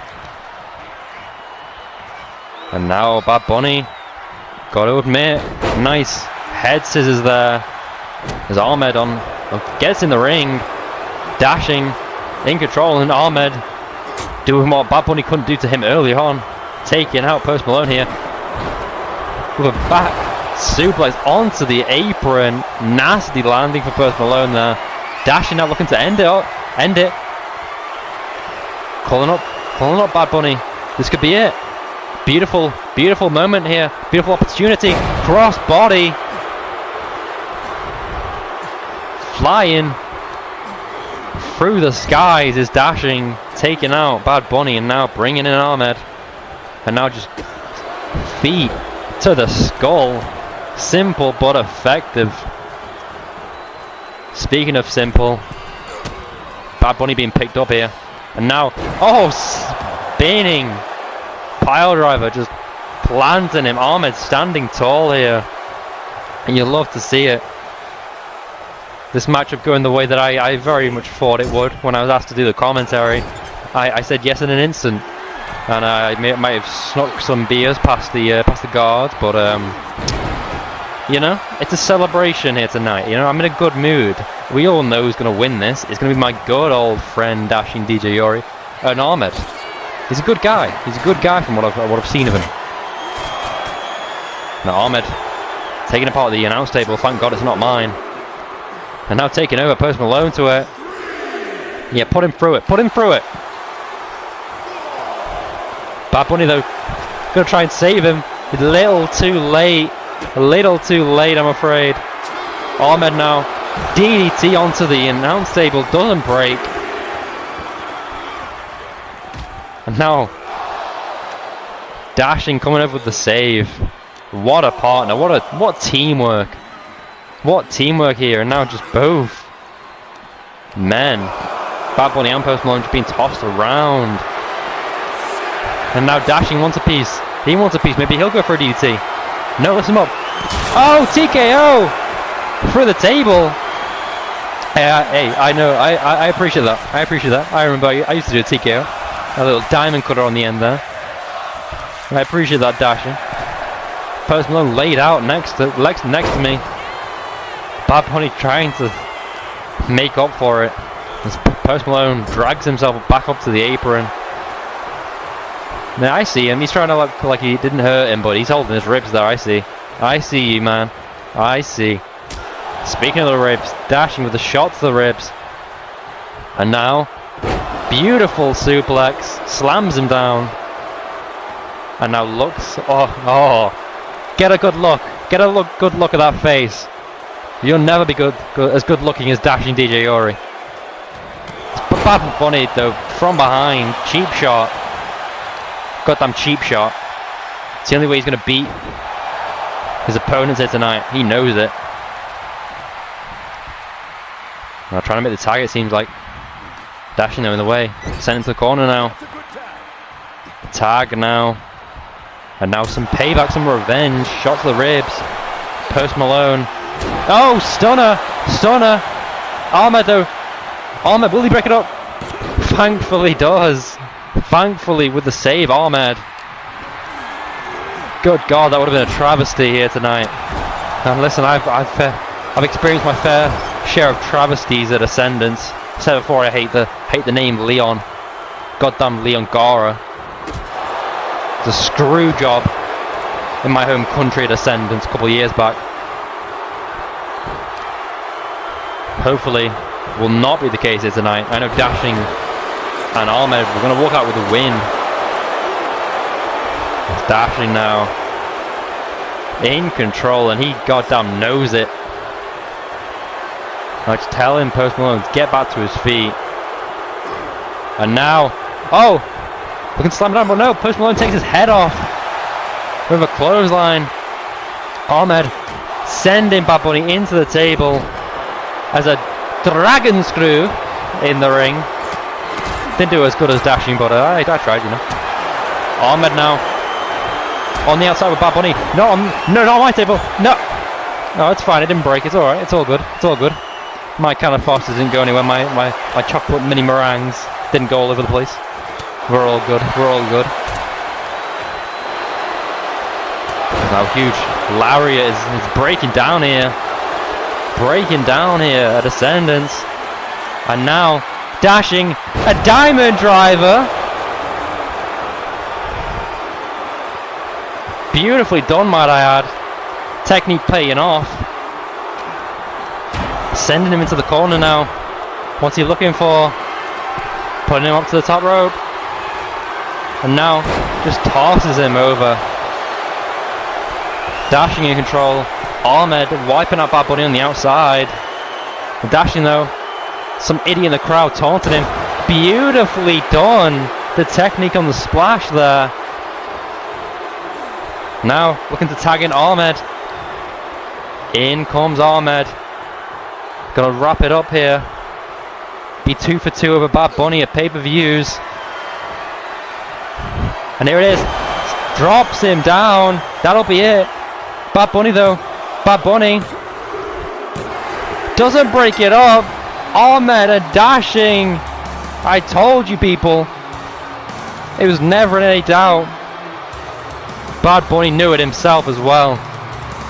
If he was to break up the pin there, he's just going to be delaying the inevitable. Ahmed, biggest win of his career here. What teamwork. What absolute chemistry by Dashing and Ahmed here tonight. Beautifully done. What a team. What a team here tonight, ladies and gentlemen. Well, it has been an absolute pleasure.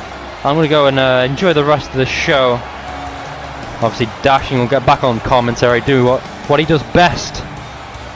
Be the voice of CMV, but it's been an absolute pleasure. Your Global General signing out here tonight.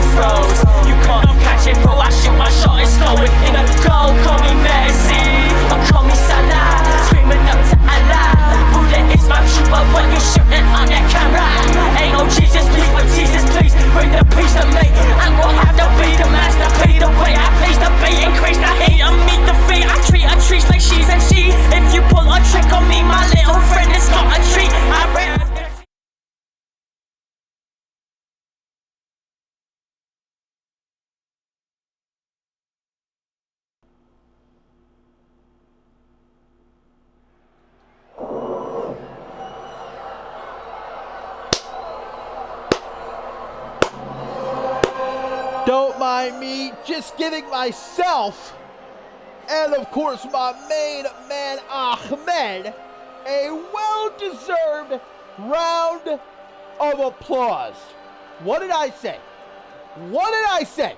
I told everyone, I told each and every single one of you, that here on Ascendance, myself and Ahmed, we were going to expose those losers, Bad Bunny and Post Malone.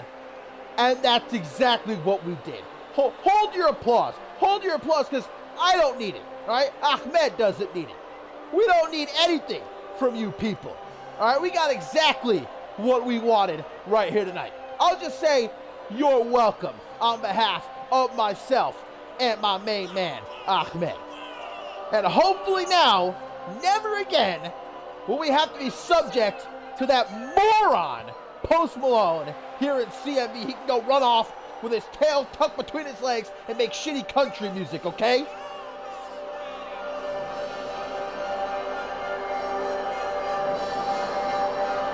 And now that that's been taken care of, we can all kick back and enjoy the rest of Ascendance 12, Day 1. Because we do still have a whole hell of a lot to look forward to, my friends. And thank you, by the way, thank you to all the appreciation for my drip. I appreciate you, you know. I won't even tell you how much that cost. More than Observer Bread makes it a year, I'll say that much. And coming up next, as you can see, couldn't miss him from a mile away. Killian Khan in the ring and ready to wage one final battle with his former tag team partner, his former drinking buddy, the Bloody Brit, Chris Andrews. In this, a last man standing match. No pinfalls, no submissions. There will be no countouts. There will be no disqualifications. Anything goes. And we will have ourselves a definitive better man.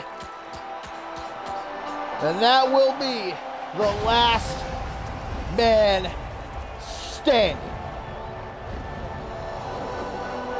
Of course, Britt gonna enjoy himself a nice lager before making his way to the ring, as is tradition. Still don't know how exactly that's allowed, but I digress. I wasn't aware that we could drink on the job, at least anything other than Dubby, the sponsor of CMV. Get yourself 10% off when you use the CMV promo code CMV23 at checkout. W.GG.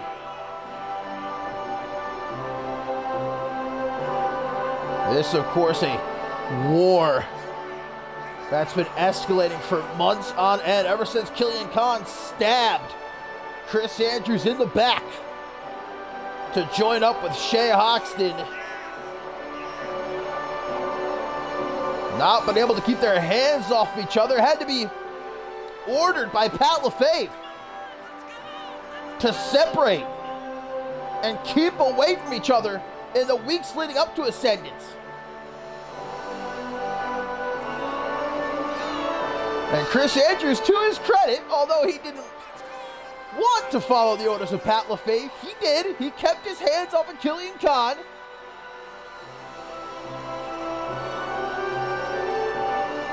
And a good thing too, because I've been looking forward to this one. This ain't gonna be no technical masterclass, all right, folks. This ain't gonna be a greatest wrestling match ever, all right? This is gonna be a fight. And the Bloody Brit knows all about a fight. Just look back to last year, Ascendance 11, his unforgettable brawl with Josh Wolf all around the goddamn stadium we were in. Here we go. Former allies, now bitter rivals. Who will be the last man standing? And the only way to win this match is to incapacitate your opponent so that they cannot respond to the referee's 10 count. There's no pins, there's no submissions here. And absolutely anything goes. Everything at the disposal of these two men to get the job done. And it ends here. We will have a definitive winner. Big knee there by Killian Khan. Still to come, guys. Up next in our tertiary main event, the Global Championship is going to be on the line as Akunin challenges Aaron Stone We've also still got the Battle of the Ashleys, Riot versus Reign, and a death match. And of course our main event, Amber Reed, one-on-one with hometown hero, RVW. RVW's career on the line as the Bloody Brick grabs himself a trash can. Throw Post Malone in there while you're at it.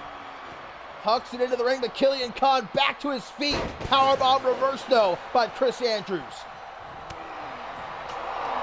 Big overhand punch. Knee to the midsection by Khan. Takes him for a walk into the corner. Snake eyes to the former world champion. Tries for a running knee. Britt able to get his boot up though. Takes the midsection. What a clothesline! God damn, just turned Khan inside out. That came straight from the depths of hell, brother.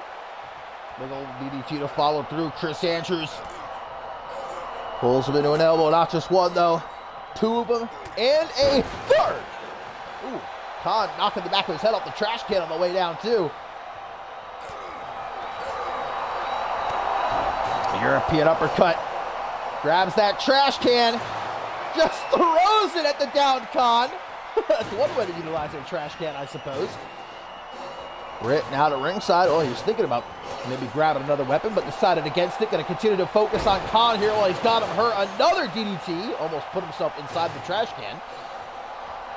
Britt!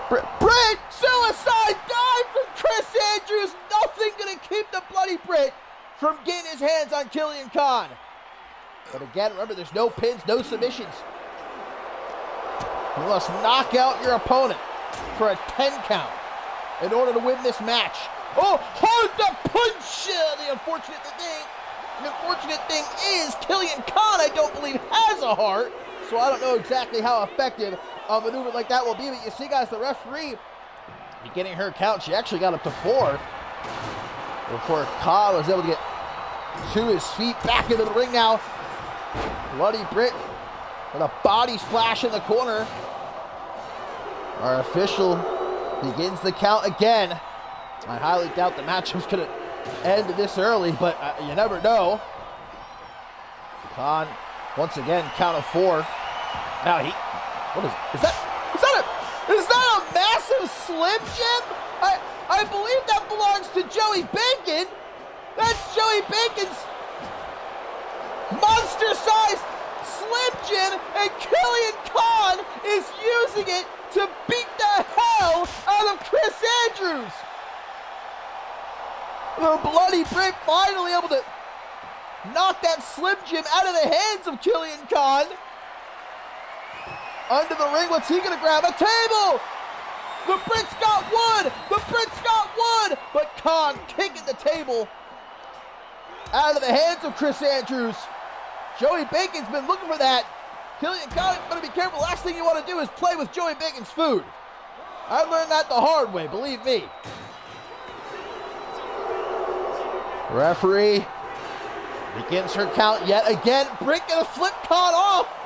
Tells him to stay down, it's good for you, but no, the count of 4 seems to be all Chris Andrews can get right now.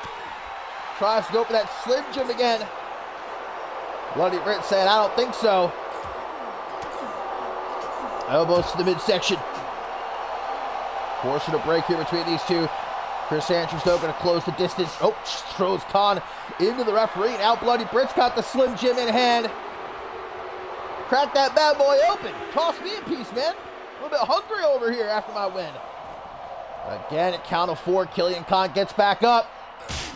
Andrews coming after him with the Slim Jim, but Khan not going to let him use it, sent back into the ring. Andrews pacing back and forth. At the count of 4, man. Can't get past the 4 count. A third DDT. Oh, why? What did I do, man? I deserve a thumbs up. And again to Killian Khan. Oh, but a response in the form of a clothesline. Big punch. Britt gonna absorb it. Busted open his Khan off that one. Back and forth though. Neither man budging. Willing to give the satisfaction to the other. Finally letting them fight here in Ascendance 12. A fight to the finish. Who's gonna be the last man standing? Shot for shot. And they're just going for it. They're just going for it. Gonna knock each other out. Killian Khan, Irish whip. One-handed spine buster. A mighty roar echoing throughout the stadium. Khan, count of 4, Britt gets back up. Big meaty combo by Khan, as now he looks to drag Chris Andrews into the corner, but elbows to the midsection by the Bloody Britt, able to set him free. Now an Irish whip, no, reversed by Khan. On the rebound, back elbow, dropping Britt. Khan's got the trash can in hand, just in case the referee begins a count. Count of 4, Britt gets up, trash can waiting for him. Bam! No! Britt stops it, and Killian Khan is the one. Smashed face first into the trash can. Khan bleeding profusely now. You can see him struggling to stand, but unwilling to show that weakness. Britt able to roll out of the ring at the count of 4, and we just put that table back together after I so fantastically drove Post Malone through it. Meanwhile, Khan's going for the steel steps right between the eyes. Guys, those steel steps, they weigh over 20 pounds. I mean, Killian Khan, this might be it. No, count of 4. The Bloody Britt gets back up. He's going for the other set of steel steps. But he says, fuck that. Clothesline for Khan. I mean, if nobody's going to eat that Slim Jim, you know, you could just slide it over towards me, Britt. I'd appreciate it. Britt back into the ring. Khan hoisting up them steel steps. Oh, Britt trying for a little baseball slide drop kick. Came up short though, and out to the back of the head. And again, drops the steel steps right down onto the left knee there of Chris Andrews. And again, the referee getting up to a count of 4. Neither man has managed to get past a 4 count. Picking up them steel steps, gonna bring them into the ring. Knocking the trash can almost out of the ring. Leapfrog by Killian Khan, another back elbow, though caught this time by the Bloody Britt. As up against the ropes. What is Chris Andrews thinking about here? Ooh, forearm smash. Whoa, rope and dope, clothesline! Bloody Britt. Could he have it right here? Will he be the last man standing? Killian Khan gets back up. These two have been beating the absolute hell out of each other, or should I say, beating the piss out of each other. Chris Andrews giving Killian Khan every chance to avoid more pain and punishment, but Killian Khan will not stay down. Hovering over him. Look at that. Chris Andrews been working on his boxing. Oh, wait a minute. 4 count. That's 5. We've finally broken past the 4 count. 6. Killian Khan gets back up at 6. Khan needed a couple more seconds there. Oh, Bloody Britt gets busted open off the snake eyes. Gonna try to get him out of the corner, but Andrews, some more elbows to the gut. Both guys bleeding at this point. Kick to the midsection. You, brother! Big double axe handle. Puts Killian Khan on his ass. Andrews saying, nah, ref. Don't start your count yet. Revenge! 1, 2, 3, 4. Flips off the ref. What did she do? 6, 7, 8. Wow. Killian Khan, count of 8. Gets back up. Britt, no time to waste. Goes right back on the attack. Forearm smash again. Rope and dope once more. Clothesline.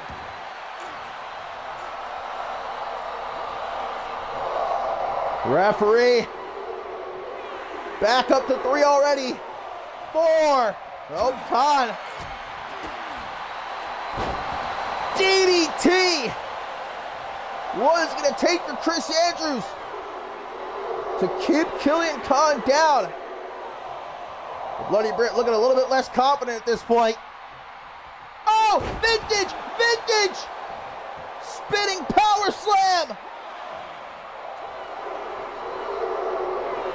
3, 4, 5, 6. I think this is it. 7, 8. No. Bloody Britt's not her fault, man! Oh! Bloody Britt took his eyes off the prize! Flipped off the ref! And Khan with a sunset flip powerbomb! But he's not done! Interrupts the count! Goes for another powerbomb! Chris Andrews counters though! Jockeying for control! They know each other so well! Out of the ring! Killian Khan may have just murdered the Bloody Britt before our very eyes. Throw him out of the goddamn ring. That's a near 10-foot drop to the outside. But at an 8 count, Chris Andrews somehow able to get back up. Oh no, Khan's got the Slim Jim again. Khan's got the Slim Jim again.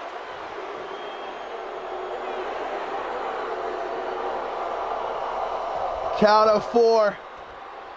The power of the Slim Jim not enough to keep Chris Andrews down. Khan gonna try again as he gets back into the ring. Twirling that Slim Jim around and around. Chris Andrews knocks it out of his hands. Repeated elbows to the top of the head. One final one. Trying to crack his skull wide open. Let the juices flow. From behind, oh, might be going for the cliffhanger. Killian Khan shuts that shit down though. Spins him around. Drops him with a powerbomb, I believe, right on top of the Slim Jim. Count of 4, Chris Andrews indestructible. He's going for the steel steps. Killian Khan gonna get a taste, no! Clobbering blow to the back. Khan backing away slowly. Gets into the ring as the referee. Count of 4, 5, 6. Is this it? 7. Guys, it might be over. No, 8 count. And Chris Andrews gets back up. Killian Khan marking his territory, but as Britt gets into the ring, Khan runs. The cheek of Killian Khan. A guitar! Bloody Britt with a suicide dive! Killian Khan pulls the guitar out in front of the ring, and Britt just fucking dives onto him. Flips him off. For the 800th time, Khan says, fuck the guitar. Irish whip. One-handed spine buster. Khan tells the referee count. And so she does. 3, 4, but Britt gets back back body drop to counter that power bomb. Britt is hurt. Blood pouring from that cut across his forehead. Trying to get a few seconds to recover. As Khan starts to get back up, Britt delivering some elbows to the pec. To the left pectoral of Killian Khan. And it's at this point in a matchup like this. I'm not sure if that was towards me or Killian Khan. Maybe both of us. Oh, referee's up to a count of 6. Khan starts to get to his feet. Britt, big clobbering blow to the upper back. Lifts him back up though. Winding uppercut. I think I saw a couple of teeth go flying up into the air. 3, 4. What is it going to take? By God Almighty, man.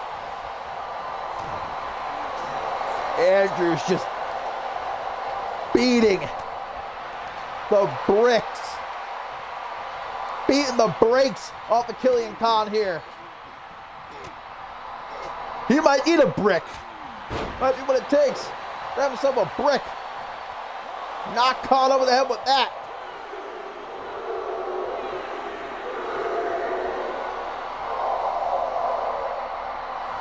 Five count. Killian Khan rolls to the outside. He's back under that ring. Oh, good old-fashioned steel chair. Maybe that will do the trick. But Andrew's going to catch him as he gets back into the ring. Back elbow. Britt gets dropped. Khan going to give the referee a chance to end it here. She's counting fast now. Ain't playing around. Britt going to get taken for a walk. Watch out, ref. Last thing you want to do is get caught between these two. These two beasts. Thrown out of the corner, and again, Khan hovering over Chris Andrews. Stomping his feet, but that does not deter the bloody Britt. Trio of elbows. Ooh, it falls onto the steel chair. This might be a new record for the bloody Britt Chris Andrews. The amount of times he's flipped off Killian Khan, myself, the referee, the fans. DDT! Something has got to give. All right, Britt, we get it. Come on. This is a Christian family show now.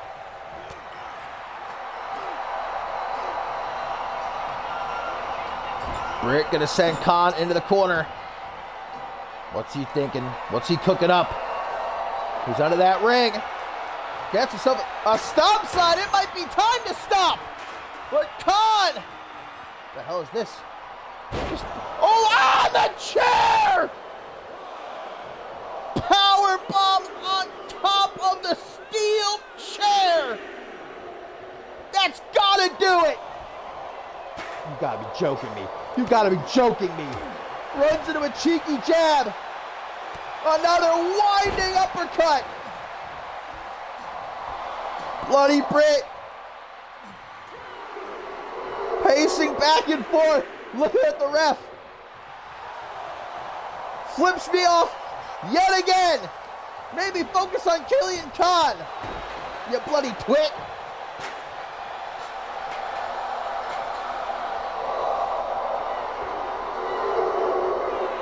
Three count by the ref. 4. Khan gets back up. Khan, power bomb. No, Britt back body drop. I think you might be going for the trio of power bombs right there. Khan hit that. Might have finally ended the bloody Britt. Continually flipping him off. Just resorting now to punching the man while he's down. Circling him like a great white shark in the deep blue sea. Where's El Jefe when you need him?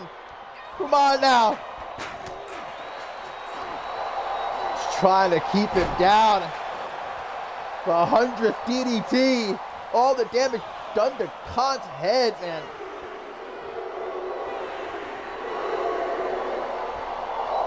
Oh, past the 4 count. 6. This referee here, she's just getting faster and faster. Slammed into the corner, chucked out like garbage. Killian Khan.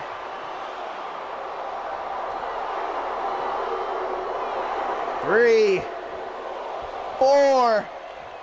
Andrews, look how slowly he's moving at this point. Irish whip. Oh, out onto the apron. Big punch attempted. Britt with a forearm smash. He gets back into the ring. Not quick enough, though! And that ring-shaking, earth-shattering sit-out powerbomb. There's no get back up from that. It's over. You can count to 100. 6, 7, 8. There's no way. There is no way. Andrews is back up, but Khan puts him into the corner. Throws him down. Khan, what has got to be going through his mind right now? That may have been his best shot. His very best shot at keeping Chris Andrews down for the 10 count.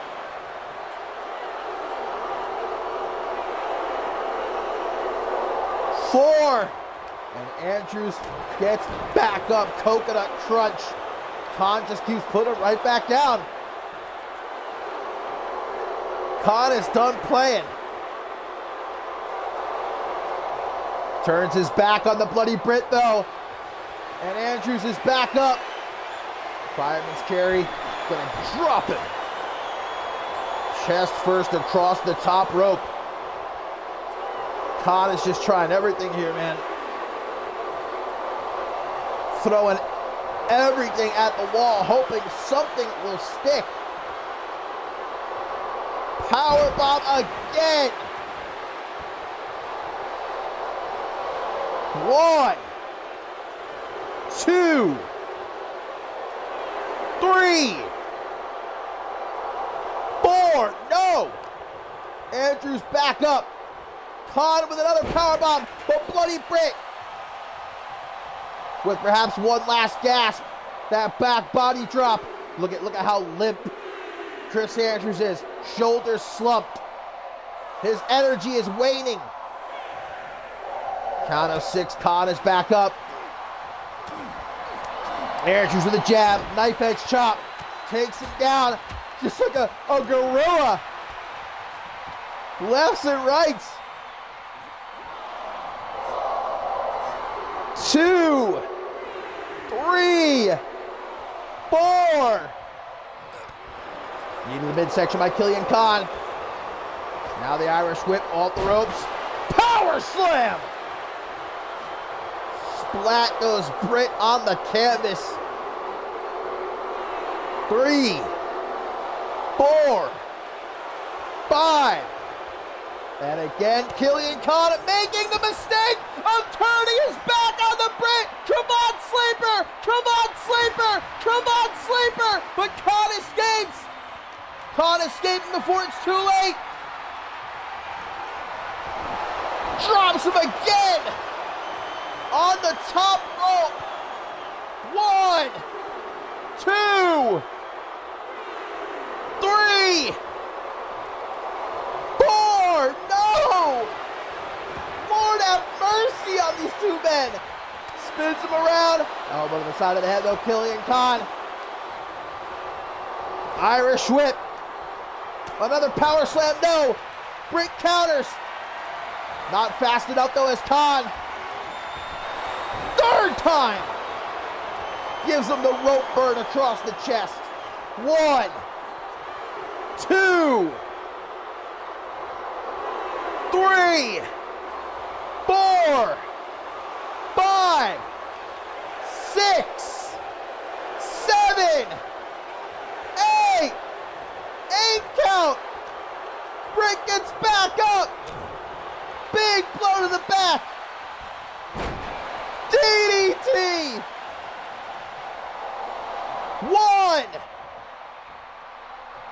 No, no. Britt says, ref, stop. I ain't done.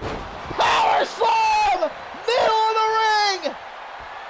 But Bloody Britt with the exclamation point. Revenge. No. Khan counters. Khan counters revenge. And Khan with the powerbomb trio. No. Chris Andrews reverses. Oh, and now he's got the stop sign. Bloody Britt saying, I dare you to get back up. I double dog dare you. I triple dog dare you. Over the head. Throws it at him. Just for that extra measure. 2, 3, 4, 5. Killian Khan. Oh my God, gushing blood. Revenge!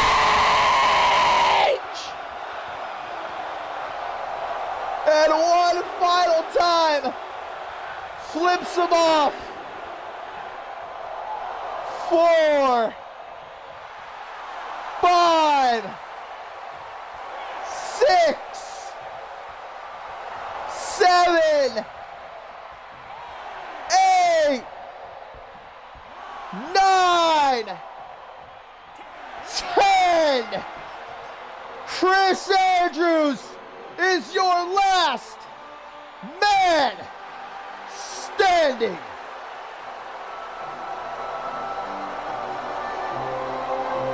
What a war. We just witnessed two men beat the absolute, pardon my French, cover your ears, fuck out of each other, using everything that wasn't bolted down. And when it's all said and done, the Bloody Britt is the last man standing.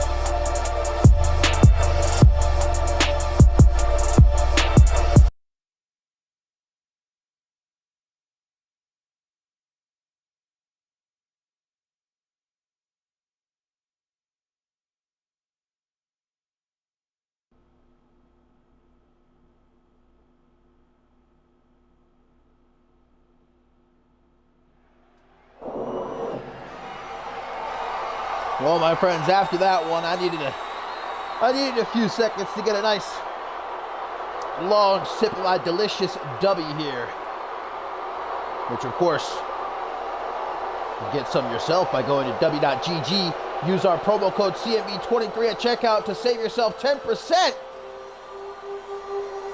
As it is time now for our tertiary main event here on day one. That's right, my friends. This is just day one. We still have 2 more full days of incredible action coming your way here on Ascendance 12. Day 2 this Sunday, and day 3 will be next weekend. But in our tertiary main event, it is the Global Championship that will be on the line as the demon that haunts CMV and my dreams, for that matter, Akuden and those piercing yellow eyes of his, prepares to challenge Aaron Stone in what was originally, guys, supposed to be King of the Hill winner Andrew Briggs challenging Aaron Stone. But of course, the rug was pulled out from not only Andrew Briggs, not only Aaron Stone, but all of us when Sabanto revealed that it was a dirty trick all along. When he signed Andrew Briggs to a contract to be his manager, Andrew Briggs didn't realize in the fine print there was a clause that stated if Andrew Briggs won the King of the Hill match, technically that win and the championship opportunity that comes with it would belong to Sabanto. And so Sabanto giving this global championship match to Akuden, and well, Aaron Stone has certainly shown up here in Ascendance 12 ready for a fight. And it might take some superpowers on the part of Aaron Stone to defeat Akuden here tonight. Obviously, drawing inspiration from Batman. Hopefully he brought with him some of those bat gadgets. Aaron Stone, though, who has stood firm in the face of this change. He said it doesn't matter if it's Andrew Briggs, if it's Akuden, if it's any man in that Octane locker room. I will defend this global championship anytime, anywhere. And he's proven that time and again. He showed no fear. He looked right in Akuden's eyes, stood face to face with the demon, and said, if you want this championship, you come and get it.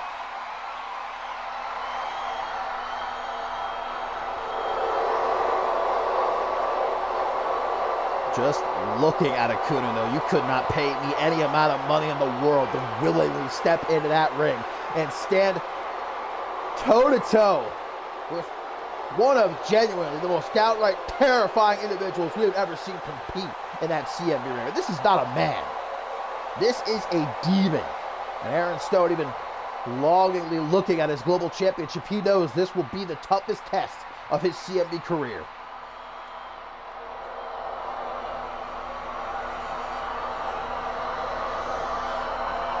And that's what it's all about. The Global Championship is on the line. Day one of Ascendance 12, our tertiary main event. Akuden. Aaron Stone. Challenger, champion, time to get it on. The referee rings the bell. And we are off to the races as immediately we see Akuden put his power on display with that choke bomb, and then just grabbing Aaron Stone by the foot, yeeting him across the ring. And look, Aaron Stone's not a small guy. Aaron Stone got to stand at, what, 6'3", maybe 6'4". He's got to be well over 200 pounds. And Aaron Stone, he's bigger than a great many in that locker room himself, but compared to Akuden, might as well be a gnat buzzing around. All he can really do is annoy Akuden. But it's not impossible to defeat Akuden. We have seen him defeated it before. Andrew Briggs defeated Akuden. That's how he originally won the managerial services with Sabanto to begin with earlier this season. Akuden is not indestructible. He does bleed. And if he bleeds, you can beat him. Aaron Stone knows it. Look at his power with that vertical suplex and a boot on the chest. A little bit of cheek, but not even a 1 count for the defending champion. Of course, this our tertiary main event, guys, coming up next. In our co-main event, it's the Battle of the Ashleys. Riot versus Reign in a death match. And then, of course, our main event, Amber Reed, RVW, one final time. Riley Van Wilson's career is on the line as she competes here in front of her countrymen and women, her friends and her family. Just going to spill the ringside, guys, now. And gotta remember, Aaron Stone does have the champion's advantage. If this match ends by count-out or disqualification, Aaron Stone remains the global champion. Okuda must pin or submit Aaron Stone in the ring to leave Ascendance 12, to leave Krakow, Poland as the global champion. Stone, what is happening here? I think Stone was fixing to hit a DVD, but Okuda escaping. And the demon, who knows? Who could even fathom a thought as to what goes through the mind of Okuda? I don't wanna hypothesize what this creature of the night thinks at any given time.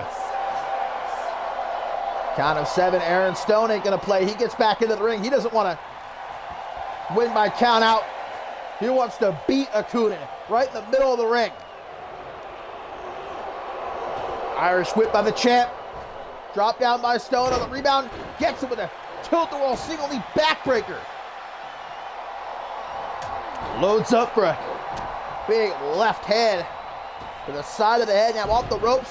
Senton across the midsection. Stone is rolling now. It blows a kiss to Okuda. I don't know if I would play around in any way, shape, or form with Okuda. Even when you're in control, you get him in a tree of woe. He's gonna bleed him like a deer, but Okuda just bops him on the head. Spins him around. Oh, God! And Okuda, guys, on his right hand, where's that? I don't even know what you would call it, that claw. And he just used it to scratch away the flesh from Aaron Stone's back. How's that legal? I feel like that should be an illegal move, but I guess the ref's gonna allow it here. Aaron Stone, his wife probably gonna be asking what those scratches are across his back, but can't worry about that right now. Senton again by the global champion. Gonna raise him up, elbow to the midsection of Okuda with another choke bomb. Arrived on the scene late last season, did Okuda, taking out Ozakai in time. Of course, we saw at the top of the show Ozakai make his return in the Slick B Memorial Battle Royal. We saw exactly what Okuda is well and truly capable of in that Devil's Domain match with Yamashita at the end of last season. Put Yamashita to the top of the cell. Referee going to begin his count, but Okuda not looking to give the champion any sort of time to rest. As again grabs him by the foot and just so easily tossing him around. Snap elbow across the chest of Okuda. Third time, choke bomb, but this time on the floor. When Okuda first showed up here in CMV, I instantly knew it wasn't a matter of if, it was a matter of when this demon was going to become a world champion. Back into the ring at the count of 7. Aaron Stone, a fighter to the end, gets back to his feet. Bookend! Bookend by the champion! Might have been one final effort, and it's not enough. 2.5. Okuda kicks out. Now an elbow to the gut. It's Okuda's turn. Two-handed choke, followed up by a headbutt. Okuda calling his shot. But Aaron Stone's not done yet. Wrenches the arm. Our global champion coming up from behind, trying for a full Nelson, but Akunin able to break the lock. Elbow to the side of the head. Aaron Stone thinking fast, Irish whip, but Akunin thought first. Counters now, fights his way back in. Aaron Stone caught by Akunin, taken for a walk as they reach the ropes though. Aaron Stone with a plethora of elbows to the gut. Belly to belly overhead. That is some serious power, especially so late into this championship match. Aaron Stone going to the top. Oh my God! A headbutt! A flying headbutt to the dick and balls! But it's not enough! Akunin running right into that clothesline from hell. And now we see Aaron Stone muster up the strength. Deadlift gut-wrench suplex. And tells Akunin to suck it. Senton! Definitely focusing in on the midsection. Lower midsection of Akunin. Irish whip has Akunin sent off the ropes. Gonna try for that belly to belly again, but this time Akunin had it scouted. Trio of punches setting him free. Irish whip.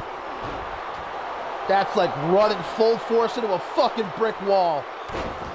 Leg drop to follow up. Aaron Stone knows that he's in trouble. Rolls out onto the apron, desperate to give himself a chance here to recover, but just gets knocked to the outside. Have a nice trip and see you next fall. And while the referee is busy checking out Aaron Stone, Akunin has removed the cover from that top turnbuckle, exposing the steel beneath. Not just a big dumb monster, Akunin, that's what makes him so dangerous. Willing to do anything, everything, to win. Aaron Stone, a little bit too much time, man, playing to the fans here.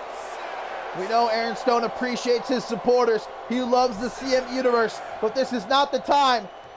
Gets back into the ring and Akunin's waiting for him. Referee is fixing the turnbuckle though. Full Nelson slam. Aaron Stone gets it this time. Followed up by some stomps in the chest. Akunin not going to be able to utilize that exposed turnbuckle. Running power slam, British Bulldog style. Aaron Stone caught with a kick to the gut though. Akunin, one punch like that to the midsection, I'll tell you what, that'll suck the air right up out of you, especially from someone like Akunin, who now brings Stone to his feet. The protein-packed powerhouse taken down with a hatch suplex. And Akunin now lines up his best shot. That disastrous falling powerbomb, which Stone has felt the sting of time and time again, but no! Here in Ascendance 12, Stone kicks out. Akunin is fuming. He's irate. Stone begins to stir. Punch to the gut. Kick to the gut. Akunin now, Irish whip, and Stone reverses off the ropes to the outside. And Stone has himself a precious few seconds here. To the outside again, Aaron Stone. He doesn't want to win this match by countout, not by disqualification. He wants to prove that Akunin can't be beaten, that he is nothing more than a man. Vertical suplex, stalling a little bit on the floor. What a matchup for the Global Championship here, our tertiary main event, day one of Ascendance 12. Gonna try for that DVD again, but Akunin once more reverses with a few elbows to the side of the head. Irish whip though gets counted, and Akunin goes falling onto the floor as Aaron Stone gets back into the ring. The champion is hurt, but so is the challenger. This has really been a lot more closely contested, honestly, than I thought it would be. I really thought Akunin was going to come in here and have Stone dead to rights in a matter of minutes. Maybe I underestimated Aaron Stone. That's on me.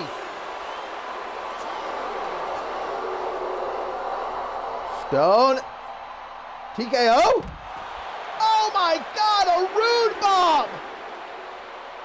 That fireman's carrying neckbreaker on the floor. Look at that, it barely does anything. Acuna just gets right back up. As if it tickled. And Aaron Stone saying, come on, I can do it all night, baby. Acuna takes his time getting back into the ring. Aaron Stone right after him, another clothesline. And once more the senton. Keeping the pressure on that midsection. Kick to the head from Acuna as he gets back up. Gonna walk Aaron Stone over to the ropes. Gonna take off that top turnbuckle again. The referee has already fixed it once. Drops him. Guillotined on that top rope with a leg drop right in the middle of the ring here. Tries for the elbow though, and Stone able to get out of the way. Big punch from Acuna. As the referee has not seen that the top turnbuckle cover has been taken off once again. Hopefully he does before Acuna gets the chance to use it in some sinister way. I'm sure that hack suplex, but Acuna now at this point is struggling to get back to his feet. Neither of these guys has much left. This has been a grueling championship match.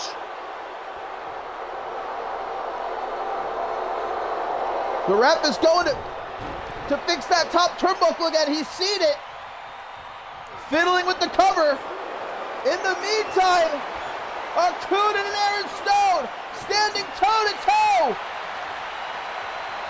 Aaron Stone showing no fear in the face of this demon that has been terrorizing the Octane locker room. Discus punch. 1, 2. So close that Aaron Stone could taste it, but not close enough, as once again this fight spills to the outside and a spinning sidewalk slam. Those pads, we've talked about it plenty of times before. Those pads covering the ringside area, they do not provide that much support. They cushion the blow, but barely. The concrete floor that lies beneath that again with that spinning sidewalk slam. Acuna has now taken full control. And he is making it clear that Aaron Stone will be lucky to leave this matchup alive, let alone as still the CMV Global Champion.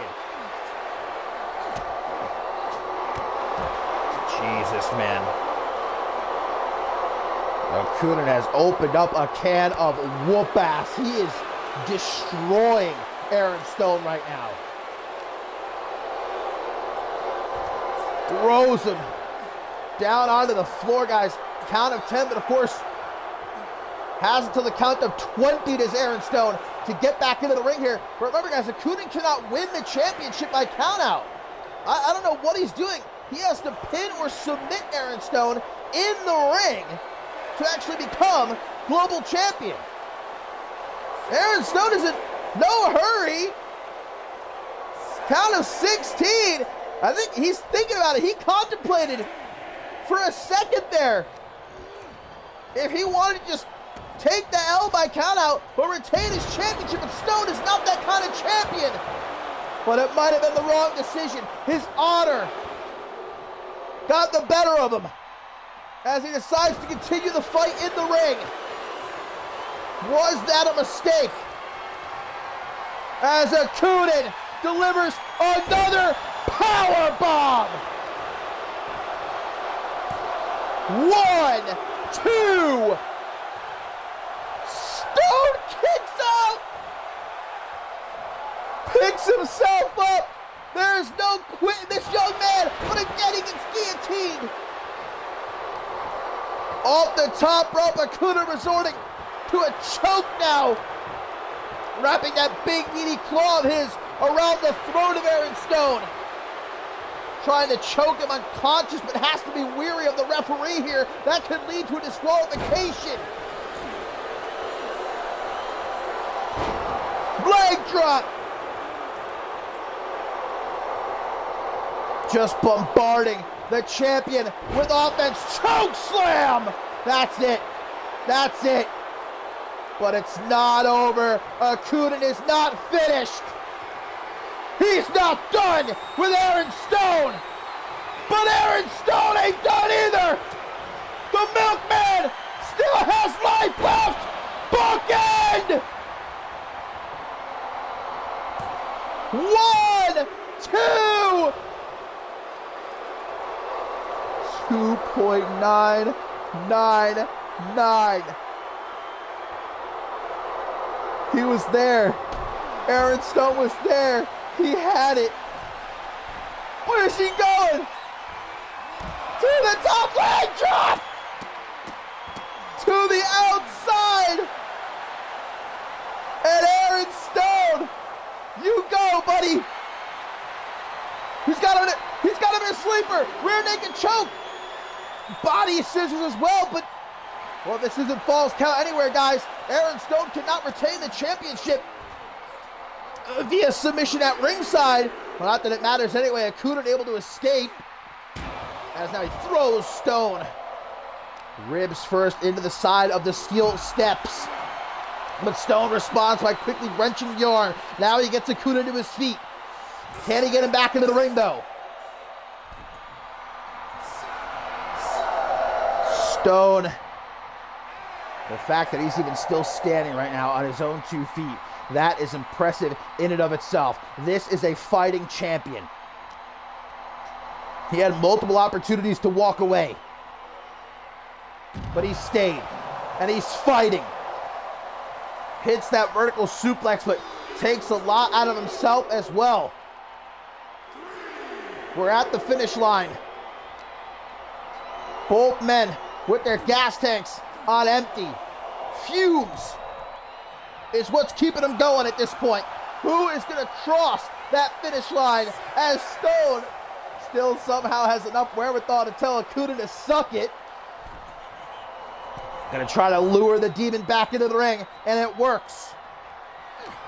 Aaron Stone taking his shot, knee to the gut, but a kick to the midsection from Akunin, now able to spin him around. Just throws him. He's now, gonna take off the pad in the corner.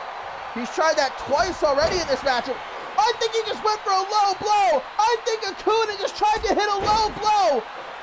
While the referee was busy putting that covering back on the turnbuckle, Akunin tried to hit Aaron Stone with a low blow, but Stone was ready for it, and now to the top. Moonsault, no! Stone misses the moonsault. Was that his last best shot? Was that his final opportunity to put Akunin away here? A choke in the corner. Ref, come on, get in there. 1, 2, 3. Akunin is the new CMV Global Champion. Choked the life out of Aaron Stone. That was the fact of the matter, guys. Aaron Stone was never going to stop fighting as long as he had breath in his body. But Akunin made sure that Aaron Stone just may have taken his last breath here at Ascendance 12. And the Demon is now our new CMV Global Champion.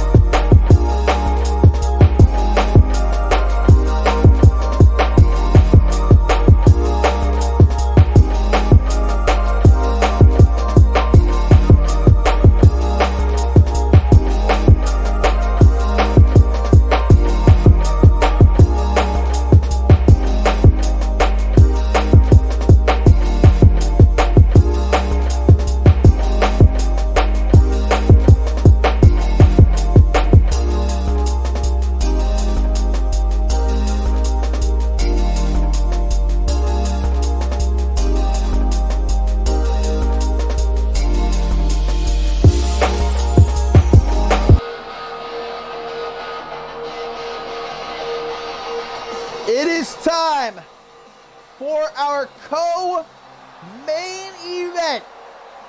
Day one of Ascendance 12, guys. What a day it has been. But it ain't over yet. And Ascendance 12 itself is far from over. We still have 2 more full days of action coming your way. This Sunday is day 2. Next weekend will be our final day, day 3. But here in our co-main event, as you can see, the ring itself and the ringside area has been redecorated for what will be a death match. The match type that put that young woman right there on the map. The scars all over her body from head to toe, telling the story of how Ashley Riot came up as a young girl, competed around the world against some of the greatest death match wrestlers that ever lived, put her body on the line time and again to get noticed, to be recognized. And finally she was given the opportunity here in CMV. And then Riot had to watch as someone like Ashley Rain was groomed from a young age to be the best. And to her credit, Ashley Rain, newly minted Hall of Famer, there's a reason. One of the greatest of all time. But Ashley Rain, she didn't have to put her body through the type of torment, torture that Ashley Riot did just to get eyes on her, to get noticed, to get an opportunity. They might both be named Ashley, but that's where the similarities end between these two. And it was actually, guys, Rain. It was Riot who wanted this matchup. Riot who pursued Rain, who attacked her time and again, who threatened our general manager, Pat LaFave, with bodily harm, let's just say, if he did not give her this match. Rain finally accepted, but then it was Ashley Rain who demanded that this be a death match. And of course, Ashley Riot, happy for that to be the case. Riot considers that Rain has pretty much signed her own death warrant here. But again, as you guys can see, the ring itself, the entire ringside area, turned into I don't even know what to call it. A death match. Barbed wire boards. The mats at ringside have been pulled up. So absolutely no cushioning, no give whatsoever if these two decide to take the fight to ringside. And of course, on top of all that, plenty of goodies have been stashed underneath the ring for these two to utilize. Rain is way out of her element, but she has, I guess, something to prove here. Big pop up with the knee and the gun, and a kick to the back of the head. And it's not going to take Riot very long. Underneath that ring she goes. Grab. Is that a fucking door? Is that a door? Where do we even get doors from? Ashley Riot throwing a door into the ring. Oh, but a double arm salt and down onto the wood floor. Again, all of the extra padding at ringside has been ripped up. No, see, even Riot just missing that knee drop is detrimental. Could potentially be devastating. Especially Riot, who has a little bit of a history with knee injuries. Gonna throw Rain down onto the floor. Absolutely no rules. The only way this matchup ends is by pin or submission. Both these women had to sign contracts. There's a light tube grabbed by Riot and smashed it across the back of Ashley Rain as she was busy taking apart the Polish announce table for about the 100th time tonight. Well, not the first time we've seen a light tube utilized here, as of course Hunter Quinn was wielding one earlier. Riot now with an octopus stretch. The referee has no right to end this match. She cannot call for the bell unless there is a pin or submission. And as you obviously just saw a couple moments ago, it is Falls Count Anywhere. Big clothesline as they get back into the ring. Another pinfall attempt by Ashley Riot, who of course last year at Ascendance 11, who can forget one of the most memorable moments in CMV history when she was put through that flaming table by Xiaorong. She still has the scars across her lower back and across her left shoulder there. Those burn scars that she'll have for the rest of her life. Just more to the collection. Multiple elbows to the midsection by Ashley Rain. Now running Bulldog. Stop her on the face. Now on top of this, I believe it's a wooden door. Where's Rain going? What's she looking for into the ring? She's got herself a light tube. A bit of tit for tat. Oh, but Riot knocks it out of her hands. Just in time as now a drop down. Leapfrog as well. The Deathmatch Princess. Beautiful leg lariat. Got Rain by the arm. Arm now trapped. Stomping on the wrist. Misses that stomp to the back of the head, though. Ashley Rain's got herself an opening. Quickly used it suplex on top of that wooden door. And now an Irish whip. Oh! Riot landing on that barbed wire pile. Shoulder first. And Rain now gonna grab a trash can in front of the ring and just throw it at Riot. There's truly nowhere safe in the ring or at ringside. The word safe has no meaning in a death match. Big forearm by the small but mighty one. People look at Ashley Rain and yes, they recognize. Oh, now Rain dropped on that barbed wire. And even I've been guilty of this. Looking at Ashley Rain, you can say, yes, she's the greatest of all time. A multiple-time world champion. But you look at Rain, you can't help but to see the small but mighty one. That old bubbly personality of hers. You don't think that she can handle herself in this kind of environment. That she has what it takes to compete in a death match. To compete against someone like Ashley Riot, who grabs a barbed wire baseball bat as if there wasn't enough barbed wire in this matchup already. Rain's got something to prove as well. She's done nearly all there is to do throughout her CMV career. Oh my God, if she hits this, brainbuster on the wood. No, Riot able to drop down behind her. Yeah, knew if that happened, not only would she probably lose the match, but, well, might lose a lot more than that. Quick pinfall attempt by the Deathmatch Princess. And Riot, of course, who's wanted this matchup for so long, who pursued Rain, who did everything she could to get this matchup made official. She knows that beating Rain here on the grandest stage of them all, this might be finally what propels her to the next level. Take her to that world championship caliber that she's been yearning to be, considered as. Great combination by Ashley Rain, who picks up that light tube and now over the knee. Tracks that fucking light tube over Riot's knee. And again, Riot has a history of knee injuries throughout her career. Rain obviously knows that. Did her homework. Throws her into the corner. We got another barbed wire pile there. Oh my God. Oh my God. Oh, neck breaker into the pile of barbed wire. And Rain certainly felt that too.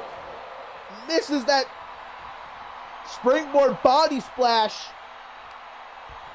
Dear Lord, man. Now what? Drops her throat first on that middle rope. Riot gonna spilled a ringside landing.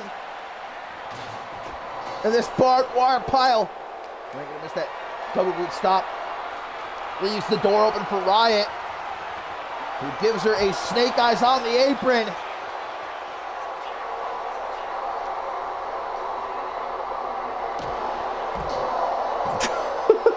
That was quite a sound. Reigns' head smacking off the steel post. Elbow to the midsection. That's all it takes for someone like Ashley Rain.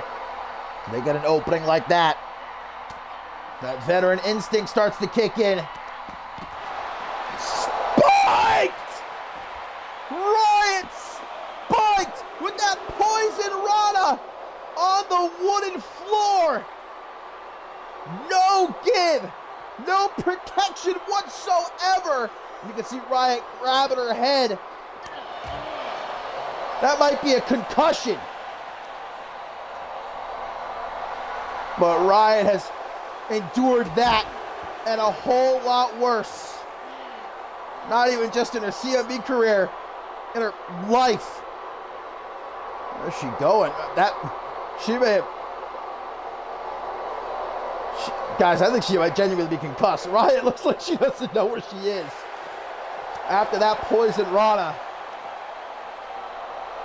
she is lost. Oh, now a back suplex, high angle as well. That was right on the neck and the back of the head. Rain is pulling no punches. She can't afford to. Oh, there it goes.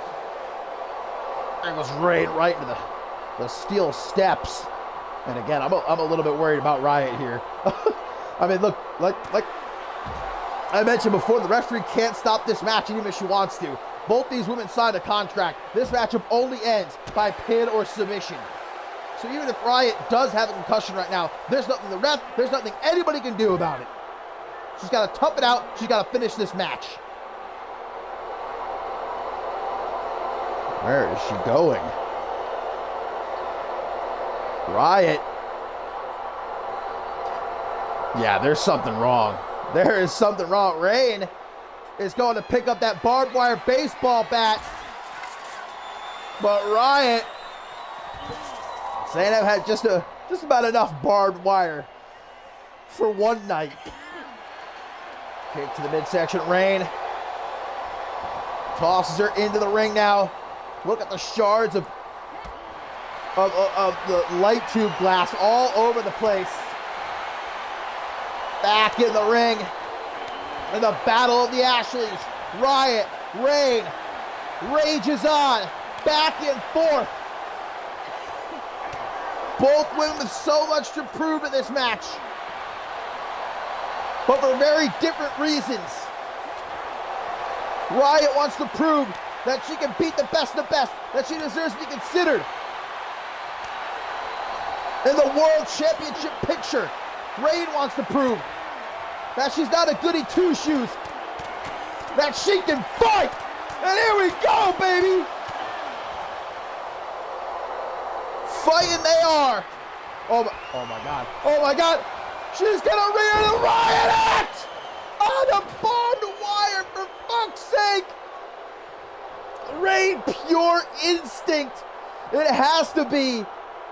Forcing her into the corner there. As she just got a face full of barbed wire. Oh, now Riot picking up that barbed wire wrapped baseball bat.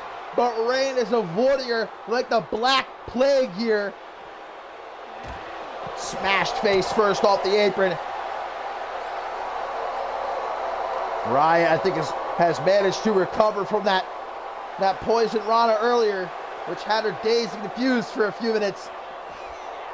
Now tries for the pin. 1, 2. Very, very close. 2.999 right there. Deathmatch Princess living up to her name. This is actually her first ever death match in CMV. She's got that baseball bat again. And no running this time for Ashley Rain as Riot uses it again and again and again and And again! Over and over! Jesus Christ. Nothing the referee can do to stop this. Nothing anybody can do.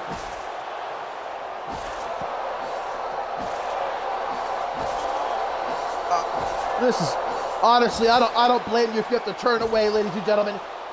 If you have any small children watching, perhaps get them out of the room. This is sickening. This is disgusting.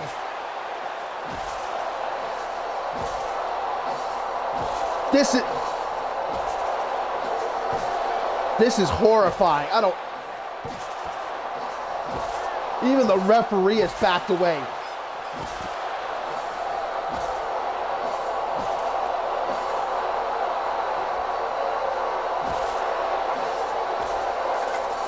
And finally, Riot. Oh my God. You gotta be kidding me. Riot, come on. She had to get those last few shots in. What? Are you fucking kidding me? Did Ashley Ray just kick out?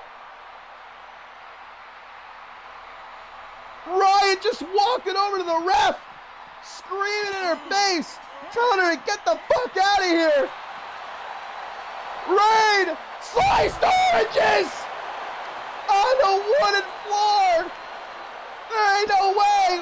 1, 2. Riot kicks out. Ashley Ray should be, I'm sorry, Ashley Ray should be dead right now. But instead, looking for that brain buster again, Riot spins her around. No! No! Pile driver!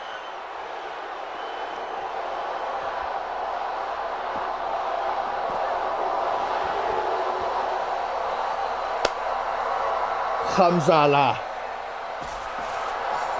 No, she's got the baseball bat again. No, round 2. Round 2, no!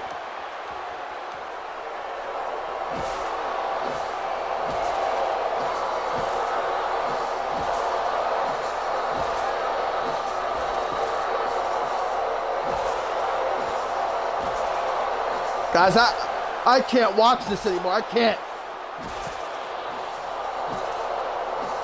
I've known Ashley Ray her entire career, damn near half her life. I can't sit here and watch this.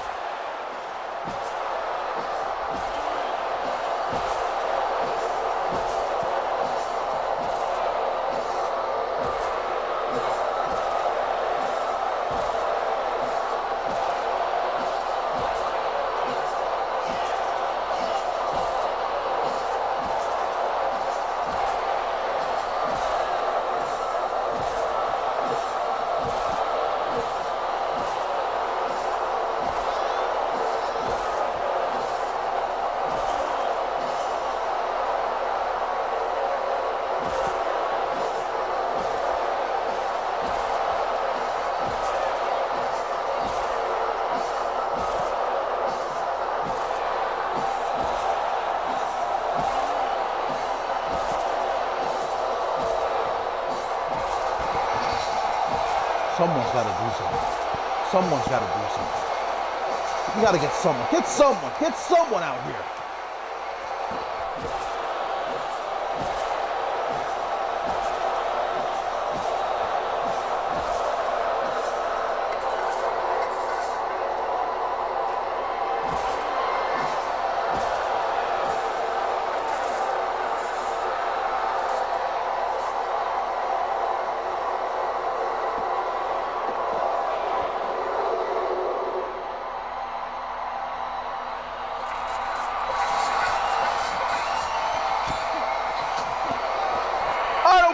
Get someone out here!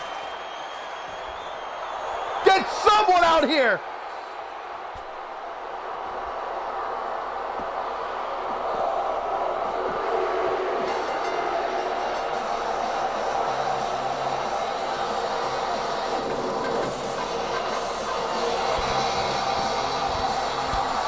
Someone someone get the doctor. You, go get the doctor, goddammit. Someone get the paramedics out here. This isn't a game, man. I don't give a goddamn. Get someone out here right now.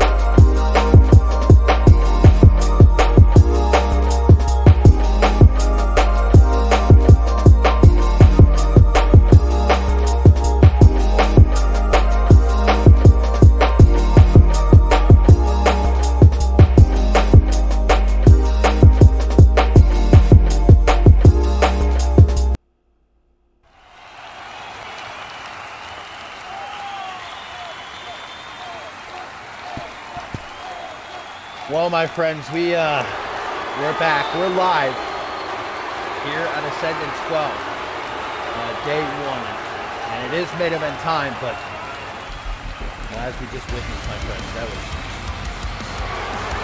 and I've seen a lot in nearly the 10 years of CMV. I've seen some truly sickening things. Look, not that long ago we saw a man set on fire, but what we just saw there, that sickening smile on Ashley Riot's face after it was finally over. I mean, that's gonna stick with me forever. I think that was haunting.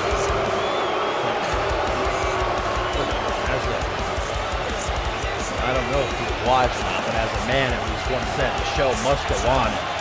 Ashley Rain has been helped to the back by our medical crew. She's been put in an ambulance and is being taken to a local hospital, and hopefully we'll have an update on her condition in the next few hours. But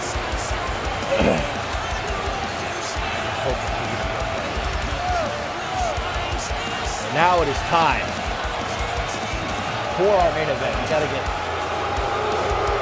back into it. We have what will be an amazing main event matchup here, and I don't want to take anything away from it.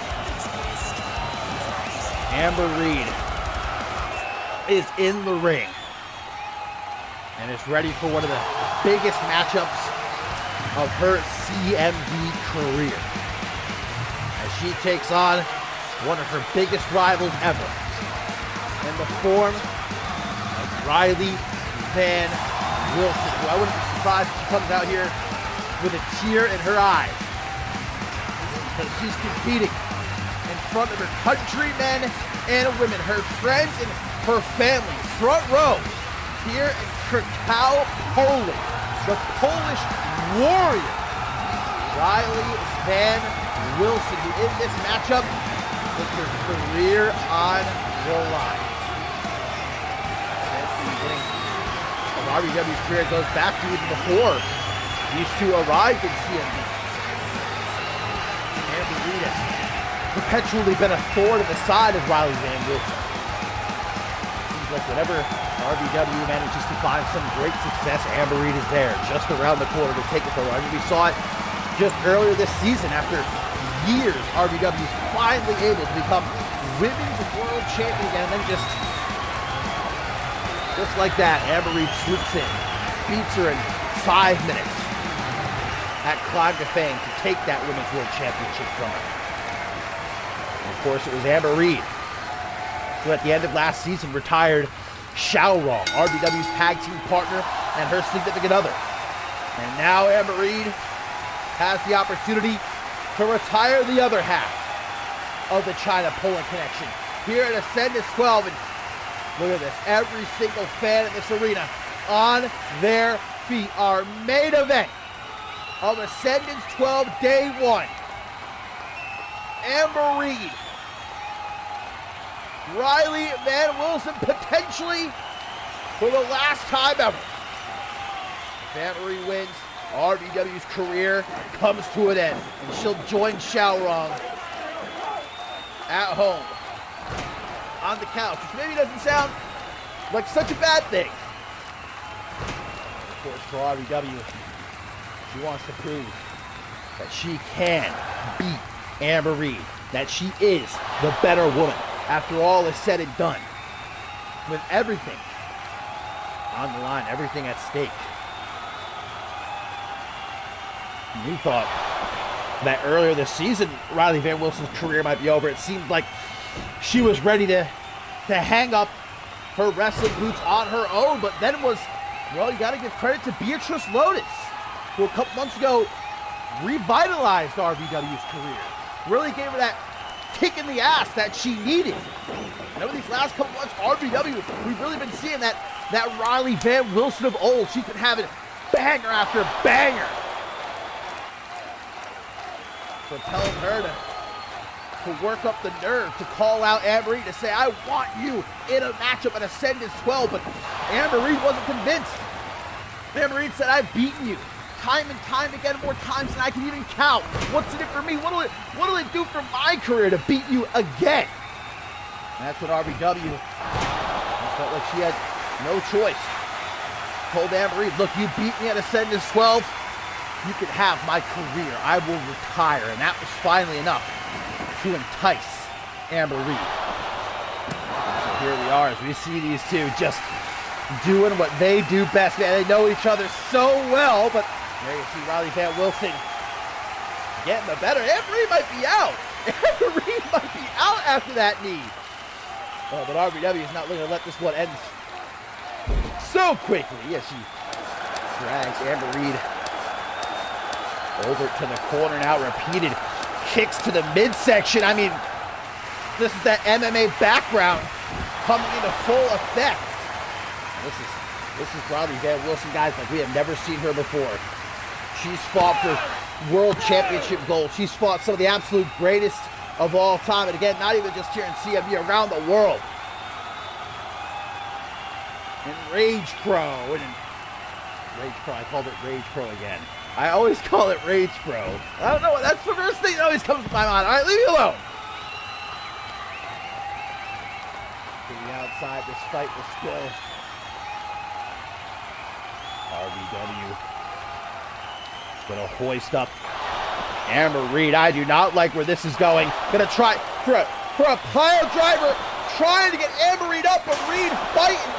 Oh my God! I heard the crunch. I heard the crunch from over here. And now it's Amber Reed with a pile driver. An Alabama slam into the barricade, and then followed up by a pile driver on the floor. Look, RVW's just lucky that those pads have been laid down once again. That the ringside area, there's at least a little bit of give, unlike in our previous match. We know that RVW's very, very close count right there, by the way, and Amber Reed obviously frustrated. Look, any any normal woman, this matchup would be over. But of course, it's not a normal woman we're talking about. We're talking about Riley Van Wilson and competing in front of her friends and her family here. Krakow, Poland, Ascendance 12. Right now, RBW is caught in this half camel clutch after the damage done to her back with the Alabama slam and the damage done to her neck with that pile driver. Honestly, I would not be surprised, and I would not hold it against REW if she ends up tapping out right here. And Amberita's got this locked in real good too. She's cranking that neck. And of course, Wilson, if this really is her final hoorah, her last match ever, you can be damn sure she ain't gonna be tapping out. She ain't gonna be giving up. Good attempt by Amberita, though, gets caught by the Polish Warrior. 21 by RBW with the bridge to pin. Oh, what makes Shay Hoxton proud. 2.999, and RBW now trying to rally these fans. Hell yeah, I'm on my feet. I'm behind the Polish Warrior. Amber Reed has taken more than just championship gold from RBW, though. On multiple occasions, RBW feels like she's taken her honor. And of course, end of the career. What the fuck? RBW, my God, trying for a power driver off the apron, but wait a minute. Oh my. A dragon suplex. Wait a minute. Can RBW? She's got it. The dragon suplex. She's trying to interlock her fingers. But Anne-Marie, what is this? Oh my God!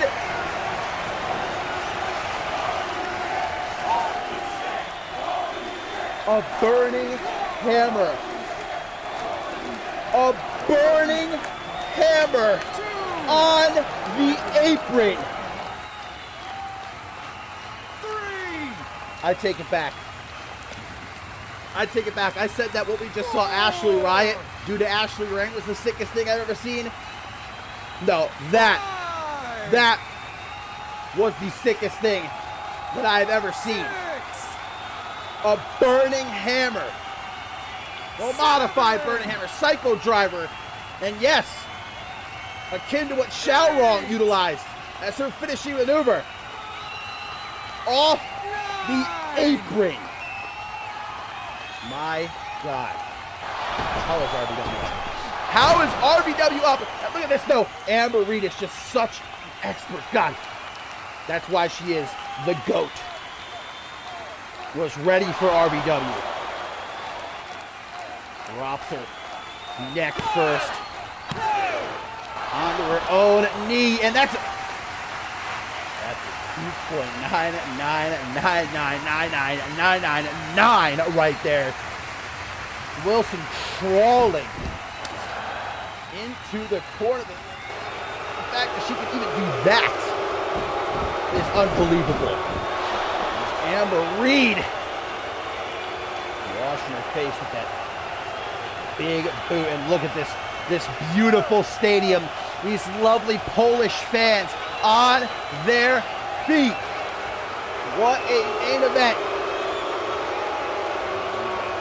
Playing with RBW. Look at the disrespect. Grabbing her by the chin, smacking her up, and talking shit right to her face. Amber Reed has never seen RBW as being on her level, but she might have just made a fatal error right there.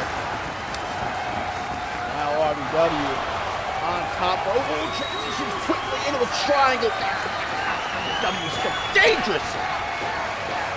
That MMA background. And instant Amber Reed caught in this triangle choke. This is that type of maneuver you cannot allow yourself to be caught in for more than a few seconds, because you will be choked out. You will be put to sleep. You're even gonna have to tap. Look at RBW though, yelling right in Amber Reed's face. Miss that clothesline. See, RBW can't let Amber Reed get into her head though. That's what Reed wants. Reed wants to get under her skin, wants to rile her up, wants to get her angry. But RBW makes a mistake like she just did right there. And now Amber Reed is down to the back end of the corner. Looking for a psycho knee. Could be setting up for maybe. Oh, but RBW, whatever she was going for, maybe the A trigger. RBW, last-ditch effort there. Taking herself down in the process. Amber Reed is down. Riley Van Wilson is down, but these fans are on their feet, ladies and gentlemen. Our main event, Ascendance 12 Day One. RBW's career is on the line as Reed is really holding that neck of hers. I think that clothesline might have done a real number on the history maker. Meanwhile, look at this. Wilson is to her feet. Reed is still down though, beginning to stir. Can she get back up? Yes, she can. What a match. And look at this, face to face. Middle of the ring, almost daring each other. Who's going to take the first shot? These fans at a fever pitch. Kick to the gut by Riley Van Wilson. Amber Reed absorbs it, comes back at it with a big right hook. Knife edge chop in response by the Polish Warrior. Another right hook from Amber Reed. Another knife edge chop. They're going back and forth here. A banger, if I have ever seen one. There you go. That was the better of Riley Van Wilson. Not for long. Riley Van Wilson now saying, let's just go for it. And go for it they do indeed. Big forearms from Amber Reed. My God, man. But as Amber Reed, whoa, lands on her feet. Knee to the jaw, spins her around. Oh, electric chair, drops her into a cliffhanger. Bloody Brit. Shout out to you. Holy fuck, man. Catches her. Amber Reed is caught. Cross armbar. Vintage RBW. The cross armbar is applied, extending the arm. Riley Van Wilson, she grabs the leg. Holy shit, the arm's not enough. RBW's got the leg now too. How is Amber Reed able to endure this? This is insane. The cross armbar, leg lock combo. Reed gets out somehow. Don't ask me. Wow, what a roll through. Tries for a spider pin, but there's one from Amber Reed. Catches RBW.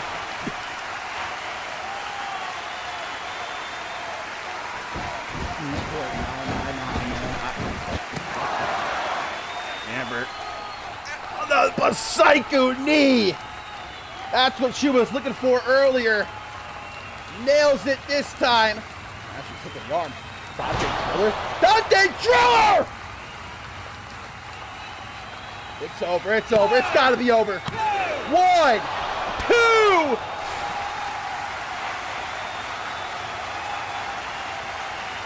By the strength and guidance of the 9. Wrestling gods. Amber Reed going for the knee.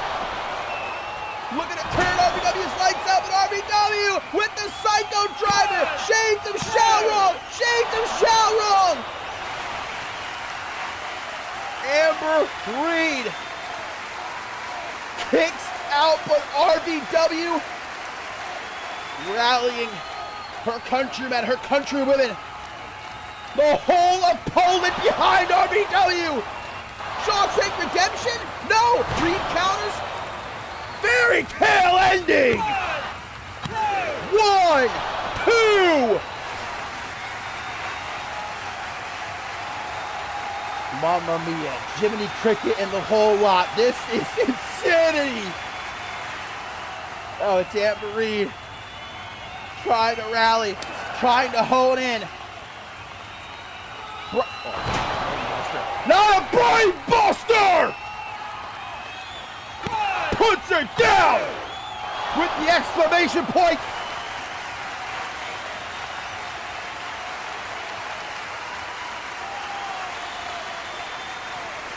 Reed is beside herself, and you cannot blame her. Stomping her feet. RBW caught.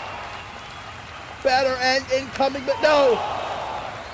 Somehow Wilson with enough wherewithal, despite that all she has been put through in this matchup. Shawshank Redemption. 1, 2. Can't do it, man. I can't do it. I can't. My heart can't take it. Wilson's going to the corner. This is inhuman, man. This is inhuman. RBW going for the penalty kick, but Amber Reed able to avoid it. So late in this matchup, after everything these two women have put each other through, but they still know each other so well. They fought so many times. Sleeper hold applied right here by RBW. The arms are flailing right in the middle of the ring too. There's no hope for Amber Reed to get a rope break here, unless she's able to somehow drag RBW with her closer to ropes. Nice counter. I think I've said it before, guys. I'll say it again right here, right now. Amber Reed might be one of the best counter wrestlers, not just in CMV. I'll say it with my whole chest. In our sport today, man, across the entire world. Forget that, the universe. I'll tell you what, RBW giving her a run for her money in this matchup. Taking her to Suplex City. Brings her around for that waistlock left. Holy shit! Counters out of that waistlock lariat. No, knee! Knee to the face! RBW is out. RBW is out. But Amber Reed's not finished. Amber Reed's not done. Blows her a kiss goodnight. Penalty kick. RBW's own maneuver used against her. And another knee. 1, 2.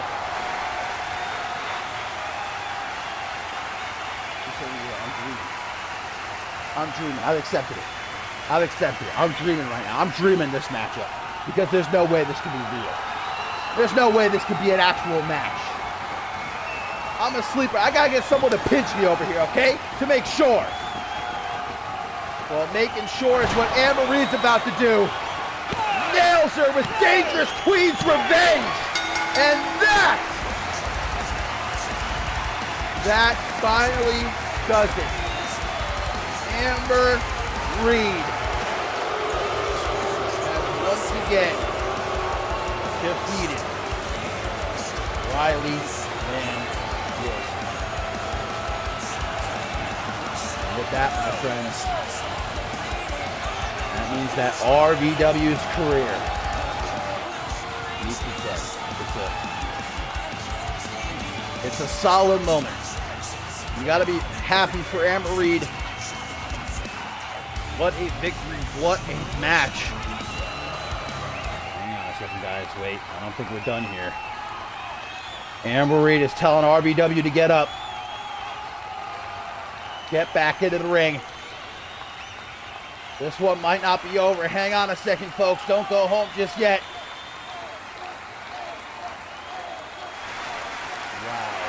Wow. Amber Reed giving RVW her flowers, a bow, one of the greatest signs of respect in this sport. And now Amber Reed gonna give RVW the ring. A phenomenal matchup. An even more phenomenal sportsmanship shown by both these women. And every single fan here in Krakow, Poland, on their feet. Thank you, Riley Van Wilson. That's for damn sure. What a career for this young woman. What's next for her? I don't know, but she's going to walk off into the sunset. Thank you, RVW.